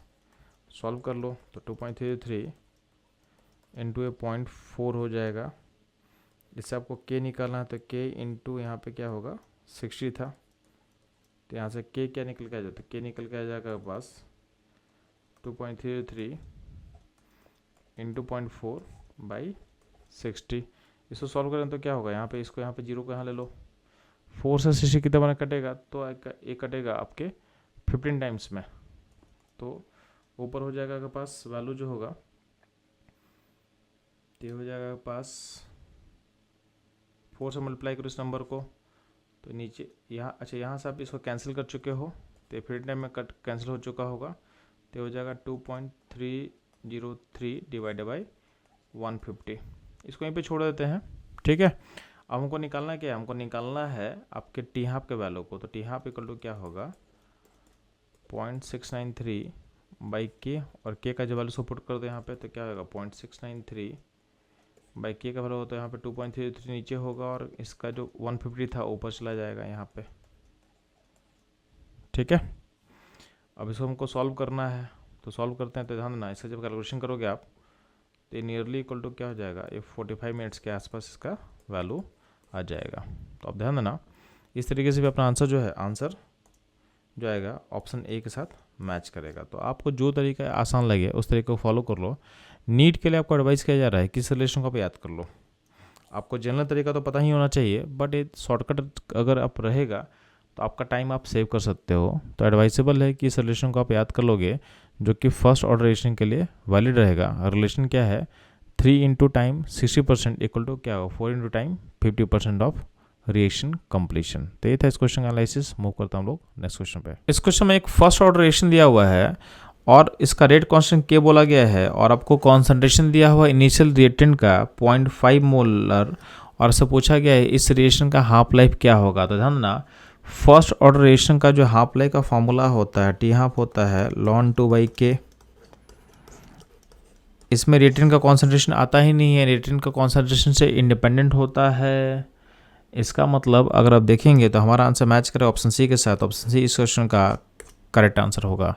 तो ये था इस क्वेश्चन एनालिसिस। मूव करता हम लोग नेक्स्ट क्वेश्चन पे। आपके सामने अमोनिया के फॉर्मेशन का बैलेंस इक्वेशन दिया हुआ है। आपसे पूछा गया है आपके अमोनिया के फॉर्मेशन रेट और हाइड्रोजन के कंजम्पशन का रेट को कैसे आप लिंक करोगे। तो सिंपली क्या करेंगे, इस रिएक्शन का हम लोग डिफरेंशियल फॉर्म ऑफ रेट लिखेंगे in terms of ammonia and hydrogen. तो हाइड्रोजन का जो कंजम्पशन रेट है उसको डिवाइड करेंगे हम लोग 3 से, और अमोनिया का जो फॉर्मेशन रेट है उसको डिवाइड करेंगे हम लोग 2 से। तो ये हो जाएगा रेट ऑफ रिएक्शन। अब आपको इसको लिंक करना आना चाहिए। तो अगर हम लिंक इसको करते हैं तो ध्यान देना dNH/dt को अगर लिंक करोगे तो ये निकल के आ जाएगा। तो यहाँ इसको अगर लिंक करना तो ये 2 को ऊपर लेके आ जहाँ पे, तो अल्टीमेटली क्या हो जाएगा, तो अमोनिया का जो फॉर्मेशन रेट है वो हो जाएगा -2/3 dH2/dt। और आप देखोगे जो हमारा एक्सप्रेशन है वो मैच करेगा ऑप्शन सी के साथ। तो इस क्वेश्चन का जो करेक्ट आंसर होगा ये होगा ऑप्शन सी। ये था इस क्वेश्चन का सॉल्यूशन एनालिसिस। मूव करता हम लोग नेक्स्ट क्वेश्चन पे। आपके सामने एक बैलेंस इक्वेशन दिया हुआ है और बोला गया है इस पे कौन सा एक्सप्रेशन आपके रिएक्शन के रेट को मैच नहीं करेगा। तो ध्यान देना इनका डिफरेंशियल फॉर्म ऑफ रेट लिख लेते हैं। तो ए के रिस्पेक्ट में आपका जो रेट होगा ये क्या होगा, -dA/dt डिवाइडेड बाई क्या होगा 2। बी के रिस्पेक्ट में क्या होगा, -dB/dt होगा, ये आपका रेट होगा, रेट ऑफ रिएक्शन। सी के रिस्पेक्ट में क्या होगा, तो dC/dt डिवाइडेड बाई क्या होगा 3 होगा। एंड डी के रिस्पेक्ट में क्या होगा, तो d/d/dt। तो ये हो गया आपका रेट ऑफ रिएक्शन का हर कंपोनेंट के साथ कैसा रिलेशन होगा। अब आप देखोगे तो इसमें से कौन सा है जो मैच नहीं करेगा। तो आप देखोगे ऑप्शन बी हमारे साथ मैच नहीं करेगा, क्योंकि सी आपका प्रोडक्ट में है। तो प्रोडक्ट में हम लोग साइन पॉजिटिव लेते हैं, नेगेटिव नहीं लेते हैं। नेगेटिव साइन कहाँ होता है, इन केस ऑफ रिएक्टेंट। तो आपके ए और बी में साइन नेगेटिव चलेगा, कोई दिक्कत नहीं, बस सी और डी में नेगेटिव नहीं होना चाहिए। तो ऑप्शन जो बी है उसमें चूँकि साइन नेगेटिव लिख दिया गया है, तो ये जो ऑप्शन होगा ये रेट को रिप्रेजेंट नहीं कर रहा होगा। यानी इस क्वेश्चन का करेक्ट आंसर जो होगा बी होगा। ठीक है, तो ये था इस क्वेश्चन का सॉल्यूशन एनालिसिस। मूव करता हूँ नेक्स्ट क्वेश्चन पे। इस क्वेश्चन में एक रिएक्शन दिया हुआ है जिसमें 2 रिएक्टेंट है ए एंड बी, और बोला गया है कि बी के कॉन्सेंट्रेशन को जब आप डबल करते हो तो उसका रेट पे इम्पैक्ट पड़ता है कि रेट डिक्रीज करता है बाय फैक्टर 4। तो ध्यान देना बी के अमाउंट को आप डबल कर रहे हो, ठीक है, तो बी का अमाउंट डबल हो रहा है और रेट जो है 1/4 हो रहा है। तो इसको बताने का सिंपल तरीका होता है कि बी का जो फैक्टर से आप अमाउंट चेंज किए हो, तो बी का फैक्टर 2 है, तो इसका पावर क्या लोगे, यानी इसको हम x मान लेते हैं। तो बी का पावर क्या होगा कि रेट जो होता है 1/4 टाइम्स आ जाएगा। तो ध्यान देना आप बताओ 2 का पावर आप क्या लोगे कि आपका 1/4 आ जाए। तो 2 का पावर अगर आप -2 लेते हो तो उस केस में क्या होगा, 2 टू पावर -2 मतलब क्या होगा 1/2 स्क्वायर, यानी क्या हो जाएगा 1/4। यानी अगर 2 का पावर -2 लेंगे तो उस केस में आपका वैल्यू 1/4 के इक्वल हो जाएगा। यानी इस केस में आप बोल सकते हो डायरेक्टली कि आपका जो पावर होगा -2 होना चाहिए, जो ऑर्डर होगा बी के रिस्पेक्ट में ऑर्डर होगा -2। ऑप्शन बी इसका करेक्ट आंसर होगा। तो ये था उस क्वेश्चन का एनालिसिस। मूव करते हैं हम लोग नेक्स्ट क्वेश्चन पे। आपके सामने एक रिएक्शन दिया हुआ है ए से बी और बोला गया है कि जब आपका कॉन्सेंट्रेशन ए का 0.01 मोलर है उस टाइम में रेट ऑफ रिएक्शन है 2 × 10⁻⁵ मोल पर लीटर पर सेकेंड। तो इस इन्फॉर्मेशन का यूज़ करके आपसे पूछा गया है हाफ लाइफ निकालना है। तो ध्यान देंगे रेट इक्वल टू क्या होगा, के इंटू कॉन्सेंट्रेशन ऑफ रिएक्टेंट का पावर 1, क्योंकि इसमें ऑर्डर क्या है, ऑर्डर 1 है। इसको पुट करो तो रेट का वैल्यू कितना है 2 × 10⁻⁵ के, और ए का कॉन्सेंट्रेशन कितना 0.01। तो इस इक्वेशन को सॉल्व करके पहले आप के निकालो। तो के का वैल्यू कितना निकलेगा 2 × 10⁻⁻3। तो के मिल गया। अब टी हाफ और के में रिलेशन क्या होता है, तो टी हाफ इक्वल टू होगा फर्स्ट ऑर्डर के लिए 0.693/k। अब यहाँ पे 0.693 और के का वैल्यू को पुट कर दो तो ये ऊपर जाएगा। तो ऊपर हो जाएगा 0.693 × 10⁻³ डिवाइडेड बाई 2, यानी हो जाएगा 693/2। तो हो जाएगा आपका टी हाफ का वैल्यू। इसको आप सॉल्व करोगे तो नियरली कितना आएगा, तो नियरली आपका आ जाएगा 347 के अराउंड आएगा। ठीक है, तो ऑप्शन डी होगा इस क्वेश्चन का करेक्ट आंसर। तो ये था इस क्वेश्चन का एनालिसिस। मूव करता हम लोग नेक्स्ट क्वेश्चन पे। इस क्वेश्चन में आपके सामने फर्स्ट रोटेशन का रेट दिया हुआ है at concentration 0.5 molar of reactant. आपसे पूछा गया टी हाफ निकालने के लिए, यानी half life of the reaction पता करना है। तो सबसे पहले क्या करना, रेट इक्वल टू क्या होगा फर्स्ट ऑर्डर के लिए, के इंटू कॉन्सेंट्रेशन ऑफ रिएक्टेंट का पावर 1, क्योंकि ऑर्डर 1 है तो यहाँ पे पुट करके आप रेट पर लिख लो, उसको इक्वेट करो के, और कॉन्सेंट्रेशन कितना 0.5 है, तो इससे आपका के कितना मिल जाएगा, तो के मिल जाएगा। इससे आप जब इसको डिवाइड करो तो ये 3 हो जाएगा, तो 3 इंटू 10⁻², ये हो गया के का वैल्यू। अब क्या करो, टी हाफ क्या होता है, टी हाफ होता है फर्स्ट ऑर्डर का 0.693 बाई के। अब के का वैल्यू को पुट करो तो 0.693 डिवाइडेड बाई 3 इंटू 10⁻², तो इसको ऊपर करके जाओगे तो वैल्यू कितना हो जाएगा 0.693 इंटू 100/3, तो ये हो जाएगा आपका टी हाफ का वैल्यू। अब इसको आप सॉल्व करोगे तो टी हाफ इक्वल टू क्या था आपके पास, तो हो जाएगा 69.3/3, तो हो जाएगा 23.1 यानी मिनट्स, कि क्वेश्चन में आपका जो है यहाँ पे मिनट्स था तो आंसर मिनट्स में आ जाएगा।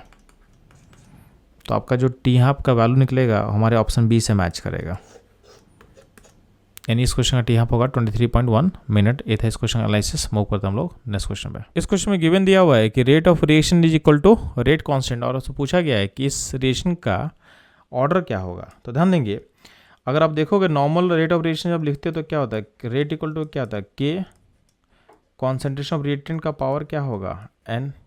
अब बोला गया है कि रेट इक्वल टू के है, यानी जो एन होगा एन को क्या करना पड़ेगा, 0 पुट करना पड़ेगा। तो उस केस में क्या होगा, रेट इक्वल टू क्या हो जाएगा, के हो जाएगा, जो कि क्वेश्चन में दिया हुआ है।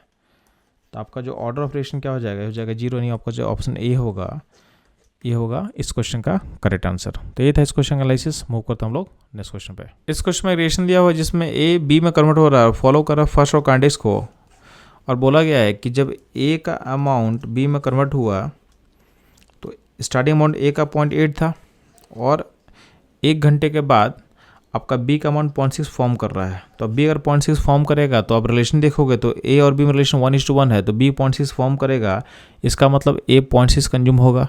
तो 1 घंटे के बाद ए का अमाउंट कितना बचा होगा, तो यहाँ पे 0.2 बचा होगा, यानी 0.8 से 0.2 मूव करने में ए को लग जाएगा 1 घंटा। अब चूंकि फर्स्ट ऑर्डर काइनेटिक्स को फॉलो कर रहा है तो ध्यान देंगे, इसको हम ऐसे ब्रेक कर सकते हैं कि जब ए मूव कर रहा है 0.8 से 0.4, तो इसमें जो टाइम लगेगा उसको हम टी हाफ बोल सकते हैं। अब चूंकि फर्स्ट ऑर्डर का टी हाफ क्या होता है, इंडिपेंडेंट कॉन्सेंट्रेशन होता है जब, तो अगर हम ए का वैल्यू 0.4 से जब 0.2 मूव करेगा तो उसमें भी जो टाइम लगेगा उसको टी हाफ बोल सकते हैं। तो इस पूरे प्रोसेस में आपका लगने वाला है 2 टी हाफ, जो कि क्वेश्चन के अकॉर्डिंग दिया हुआ है आपके पास 1 आवर।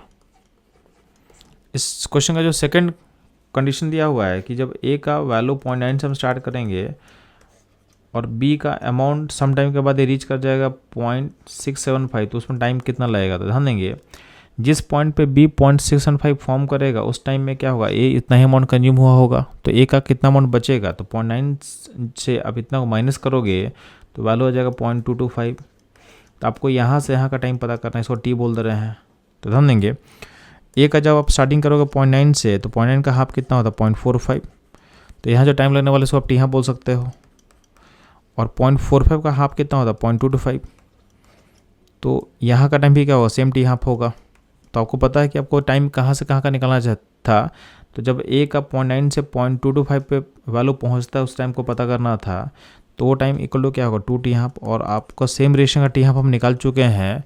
तो आप देखोगे नीचे तो 2 टी हाफ का वैल्यू कितना आपके पास है क्वेश्चन के अकॉर्डिंग 1 आवर, तो वही वैल्यू यहाँ भी हो जाएगा 1 आवर, यानी इस क्वेश्चन का जो टाइम रिक्वायर्ड है ये हो जाएगा 1 घंटा, यानी ऑप्शन ए होगा इस क्वेश्चन का करेक्ट आंसर। तो ये था इस क्वेश्चन का एनालिसिस। मूव करता हम लोग नेक्स्ट क्वेश्चन पे। इस क्वेश्चन में आपके रिएक्शन का रेट कांस्टेंट का डिपेंडेंस बताया हो टेम्परेचर पे यूजिंग अरेहनेस इक्वेशन, और बोला गया है कि अगर आपको एक्टिवेशन एनर्जी पता करना रिएक्शन का तो किसका प्लॉट करना पड़ेगा। तो ध्यान देंगे, आपको पता होना चाहिए लॉग के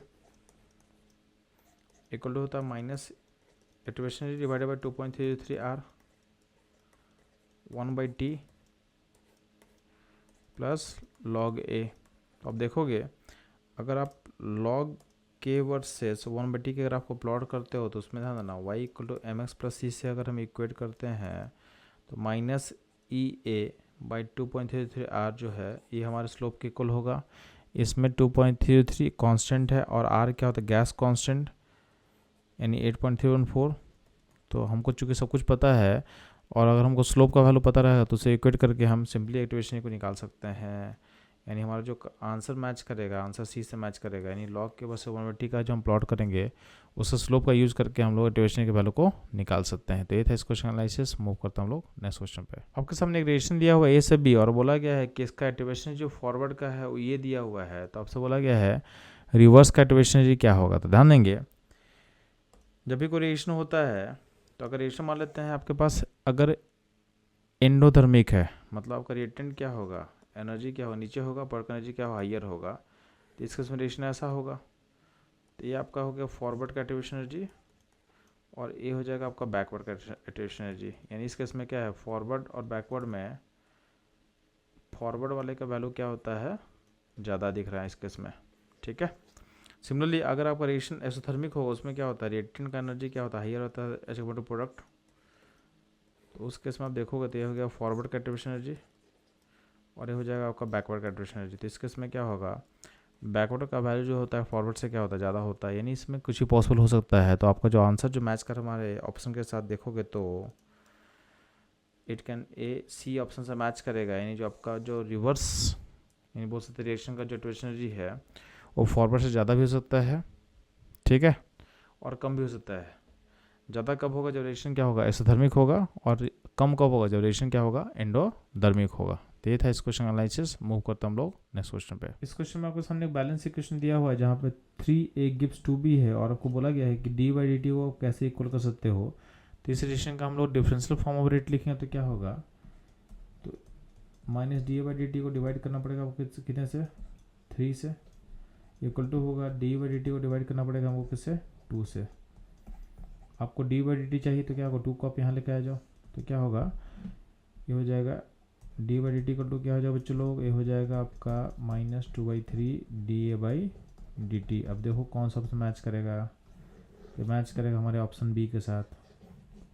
तो इस क्वेश्चन का करेक्ट आंसर होगा ऑप्शन बी। ये था इस क्वेश्चन एनालिसिस। मूव करता हूँ नेक्स्ट क्वेश्चन पे। इस क्वेश्चन में आपको सामने एक रिएक्शन दिया हुआ है जिसमें ए रिएक्टेंट है और बी और सी क्या प्रोडक्ट है और बोला गया है कि रिएक्शन जीरो ऑर्डर कब होगा। तो ध्यान देना, रिएक्शन जीरो ऑर्डर तब होगा जब इसका जो रेट है कॉन्सेंट्रेशन ऑफ रिएक्टेंट से इंडिपेंडेंट होगा। यानी यहाँ पे के और ए का कॉन्सेंट्रेशन का पावर क्या होगा, जीरो होगा। यानी इसका मतलब अगर आप ए के कॉन्सेंट्रेशन को वेरी भी करोगे तो उससे रेट को फ़र्क नहीं पड़ेगा।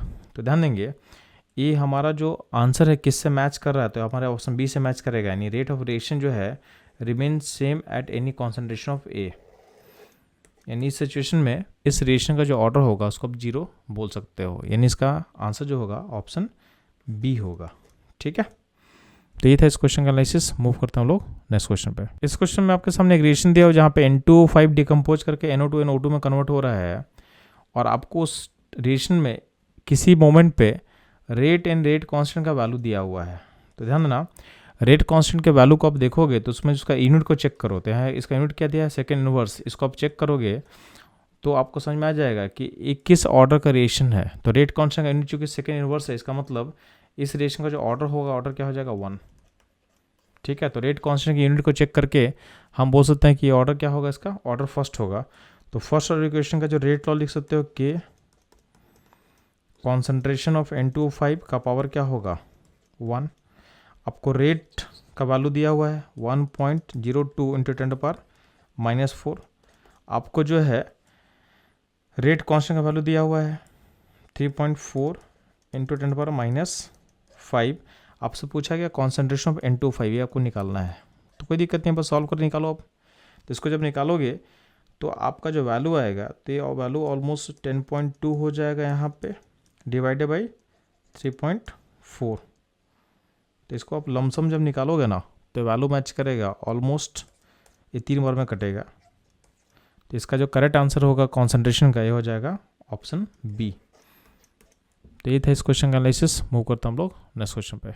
इस क्वेश्चन में आपके सामने इन्फॉर्मेशन दिया हुआ है कि एक बायोकेमिकल रिएक्शन को हम कैरी आउट कर रहे हैं एक लेबोरेटरी में outside the human body in absence of enzyme. यानी एंजाइम यहाँ पे नहीं है, then the rate of reaction obtained is 10⁻�6 times, उससे घट चुका है।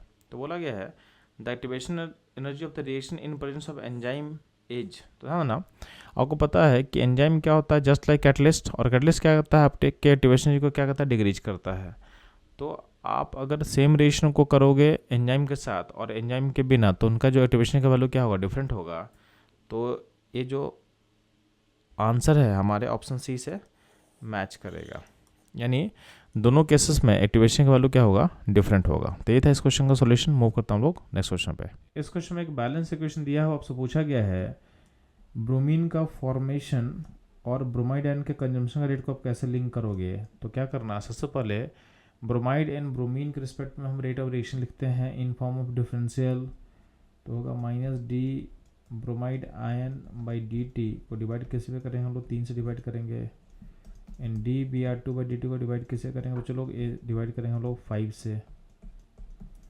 अब देखोगे इसको लिंक करना चालू करेंगे हम लोग, कौन सा लिंक सही होगा। तो ध्यान देंगे, अगर हम इसको देखें तो dBr-/dt इक्वल टू माइनस जो इधर था उसको इधर लेके आ गए हम लोग, -3/5 dBr2/dt। अब देखोगे ये जो हमारा एक्सप्रेशन हम निकाल रहे हैं मैच करेगा हमारे ऑप्शन ए के साथ। इस क्वेश्चन का जो करेक्ट आंसर होगा ये होगा ऑप्शन ए। ये था इस क्वेश्चन का एनालिसिस। मूव करता हम लोग नेक्स्ट क्वेश्चन पे। इस क्वेश्चन बोला है कि एंजाइम आपके बायोकेमिकल रिएक्शन के रेट को बढ़ाता कैसे है। तो ध्यान देना, एंजाइम बेसिकली एक बायो कैटलिस्ट होता है, और जब भी हम बात करते हैं कैटलिस्ट का, तो कैटलिस्ट क्या करता है, आपके एक्टिवेशन को डिक्रीज करेगा और रेट ऑफ रिएक्शन को फास्ट करेगा। यानी ऑप्शन जो है ए है हमारा इस क्वेश्चन का करेक्ट आंसर होगा। तो ये था इस क्वेश्चन एनालिसिस। मूव करता हम लोग नेक्स्ट क्वेश्चन पे। इस क्वेश्चन पूछा गया कि फर्स्ट ऑर्डर का हाफ लाइफ पीरियड किससे इंडिपेंडेंट होता है। तो ध्यान देना, जो टी हाफ का फॉर्मूला होता है फर्स्ट ऑर्डर का, ये होता है 0.693/K, यानी आपके इनिशियल कॉन्सेंट्रेशन ऑफ रिएक्टेंट से ये होगा इंडिपेंडेंट, यानी ऑप्शन सी इस क्वेश्चन का करेक्ट आंसर होगा। ठीक है, इनिशियल कॉन्सेंट्रेशन पर डिपेंड नहीं करेगा। ठीक है, तो ये था इस क्वेश्चन का आंसर एनालिसिस। मूव करता हूँ लोग नेक्स्ट क्वेश्चन पे। इस क्वेश्चन बोला है कि आपको एक्टिवेशन एनर्जी ऑफ रिएक्शन पता करना है, तो उसके लिए आप क्या करोगे। तो ध्यान देंगे, आपको रिएक्शन पता होना चाहिए log K2/K1 A/2.33 R 1/T1 - 1/T2। तो इस रिएक्शन को आप देखोगे तो अगर आपके पास दो अलग अलग टेम्परेचर पर अगर रेट कांस्टेंट पता है, तो उसका यूज़ करके आप सिंपली क्या करोगे, ये के वैल्यू को निकालोगे। चूँकि यहाँ पे नीचे में जो है 2.33 R एक कांस्टेंट वैल्यू आ जाएगा। तो अल्टीमेटली अगर आपको T1 पे K1 पता है, T2 पे K2 पता है, तो वैल्यूज को पुट करो, आपको मिल जाएगा एक्टिवेशन का वैल्यू मिल जाएगा। यानी हमारा जो ऑप्शन ए है इस क्वेश्चन का करेक्ट आंसर होगा। तो ये था इस क्वेश्चन एनालिसिस। मूव करते हम लोग नेक्स्ट क्वेश्चन पे। आपके सामने HI के फॉर्मेशन का बैलेंस इक्वेशन दिया हुआ है, बोला गया है कि रेट ऑफ रिएक्शन के लिए कौन सा एक्सप्रेशन करेक्ट होगा। तो ध्यान देना, सिंपली है H2 का जो change by time sign negative, I2 का change by time sign negative क्योंकि दोनों रिएक्टेंट था, HI का चेंज बाय टाइम का चेंज डिवाइडेड बाय 2, ये हो गया रेट का एक्सप्रेशन। अब देखो ये कौन सा ऑप्शन हमारे साथ मैच करेगा। तो देखो ऑप्शन बी हमारे साथ मैच करेगा। तो इस क्वेश्चन का जो करेक्ट आंसर होगा ये होगा ऑप्शन बी। ये था इस क्वेश्चन का एनालिसिस। मूव करता हूँ लोग नेक्स्ट क्वेश्चन पे। इस क्वेश्चन में आपके सामने एक बैलेंस इक्वेशन दिया हुआ है, और इसमें जो भी रिएक्टेंट पार्टिकल है उनके कॉन्सेंट्रेशन के साथ जो रेट का वैल्यू मेंशन किया हुआ है, और 3 अलग अलग सेट ऑफ डेटा दिया हुआ है, और बोला गया है इस डेटा का यूज करके आपको बताना है रेट लॉ का एक्सप्रेशन क्या होगा। ठीक है, तो ध्यान देंगे, इसमें आप देखोगे कि अगर आपको ए के रिस्पेक्ट में अगर ऑर्डर पता करना है, तो ध्यान देना, आप देखोगे यहाँ पे बी यहाँ और यहाँ फिक्स है। ठीक है, यानी एक्सपेरिमेंट नंबर 2 में एंड 3 में बी का अमाउंट फिक्स है, ए बस वेरी कर रहा है और ए डबल हो रहा है, और ये डबल हो रहा है तो रेट जो है रेट फिक्स है, रेट में कोई चेंज नहीं हो रहा है। यानी ए जब डबल हो रहा है तो रेट में इम्पैक्ट कुछ नहीं हो रहा है। इसका मतलब ए के रिस्पेक्ट में ऑर्डर क्या होगा, 0 होगा, यानी ए का पावर क्या होगा, 0 होना चाहिए, क्योंकि ए के चेंज होने से आपका रेट में कोई फ़र्क नहीं पड़ रहा है। अब ध्यान देंगे, अगर हम बात कर रहे हैं बी के रिस्पेक्ट में ऑर्डर क्या होगा, तो तब आपको चेक करना है कि कब ए का वैल्यू कांस्टेंट है। तो ध्यान देना, एक्सपेरिमेंट नंबर 1 एंड 2 में आप देखोगे तो आपका ए का वैल्यू फिक्स है, इसमें बस बी चेंज कर रहा है और बी यहाँ पे डबल हो रहा है और रेट भी डबल हो रहा है, यानी जिस रेशियो से आपका कॉन्सेंट्रेशन चेंज किया वही रेशियो से क्या हो रहा है, आपका रेट चेंज कर रहा है। इसका मतलब आपका जो बी का पावर क्या होगा, 1 होगा, यानी बी के रिस्पेक्ट में ऑर्डर क्या होगा, 1 होगा, यानी B2 का जो पावर होगा वो आपका 1 होने वाला है। तो आपका जो आप देखोगे, यानी आपका जो रेट लॉ होगा, तो रेट लॉ एक्सप्रेशन में के ए का कॉन्सेंट्रेशन का पावर क्या होगा 0 और B2 का जो कॉन्सेंट्रेशन होगा उसका पावर होगा 1, यानी आप इसको बोल सकते हो के B2 का कॉन्सेंट्रेशन। तो आप देखोगे ये किस से मैच कर रहा है, तो मैच करेगा हमारे ऑप्शन सी के साथ। तो इस क्वेश्चन का जो करेक्ट आंसर होगा ये होगा ऑप्शन सी। ये था इस क्वेश्चन का एनालिसिस। मूव करते हैं हम लोग नेक्स्ट क्वेश्चन पे। आपके सामने एक बैलेंस इक्वेशन दिया और बोला गया है इसका आपको ऑर्डर पता करना है, और इसमें और कुछ मेंशन नहीं किया हुआ था। ध्यान देना, जब भी कुछ मेंशन नहीं किया हो तो बाय डिफॉल्ट हम क्या मानेंगे, इरेशन मानेंगे एलिमेंट्री का मतलब इरेशन सिंगल स्टेप जा रहा होगा। तो अगर सिंगल स्टेप इरेशन जाएगा तो इसमें जो होता है आपके रिएक्टेंट का जो कोफिशिएंट होता है उसका सम ही उसका क्या हो जाएगा, ऑर्डर हो जाएगा। तो ध्यान देंगे इसमें FeCl3 का कोफिशिएंट 2 है और SnCl2 का कोफिशिएंट आपके पास 1 है, तो इस 2 + 1 का सम कर दो तो ये हो जाएगा 3, यानी ये हो जाएगा आपका थर्ड ऑर्डर रिएक्शन। तो हमारा जो ऑप्शन ए होगा इस क्वेश्चन का करेक्ट आंसर होगा। तो ये था इस क्वेश्चन का एनालिसिस। मूव करता हूँ हम लोग नेक्स्ट क्वेश्चन पे। इस क्वेश्चन में एक रिएक्शन दिया हुआ है जिसमें ए और बी रिएक्टेंट है और के सामने 4 एक्सपेरिमेंट कैरी आउट किया गया है, जिसमें हर एक्सपेरिमेंट में ए और बी का कॉन्सेंट्रेशन के साथ रेट का वैल्यू मेंशन किया हुआ है और बोला गया है इस इक्वेशन का, यानी इस इक्वेशन का आपको रेट लॉ लिखना है, यानी रेट इक्वल टू जो होगा एक्सप्रेशन के ए का कॉन्सेंट्रेशन x और b का y होगा। तो इसमें आपको x और y को फाइंड करना है बेसिकली।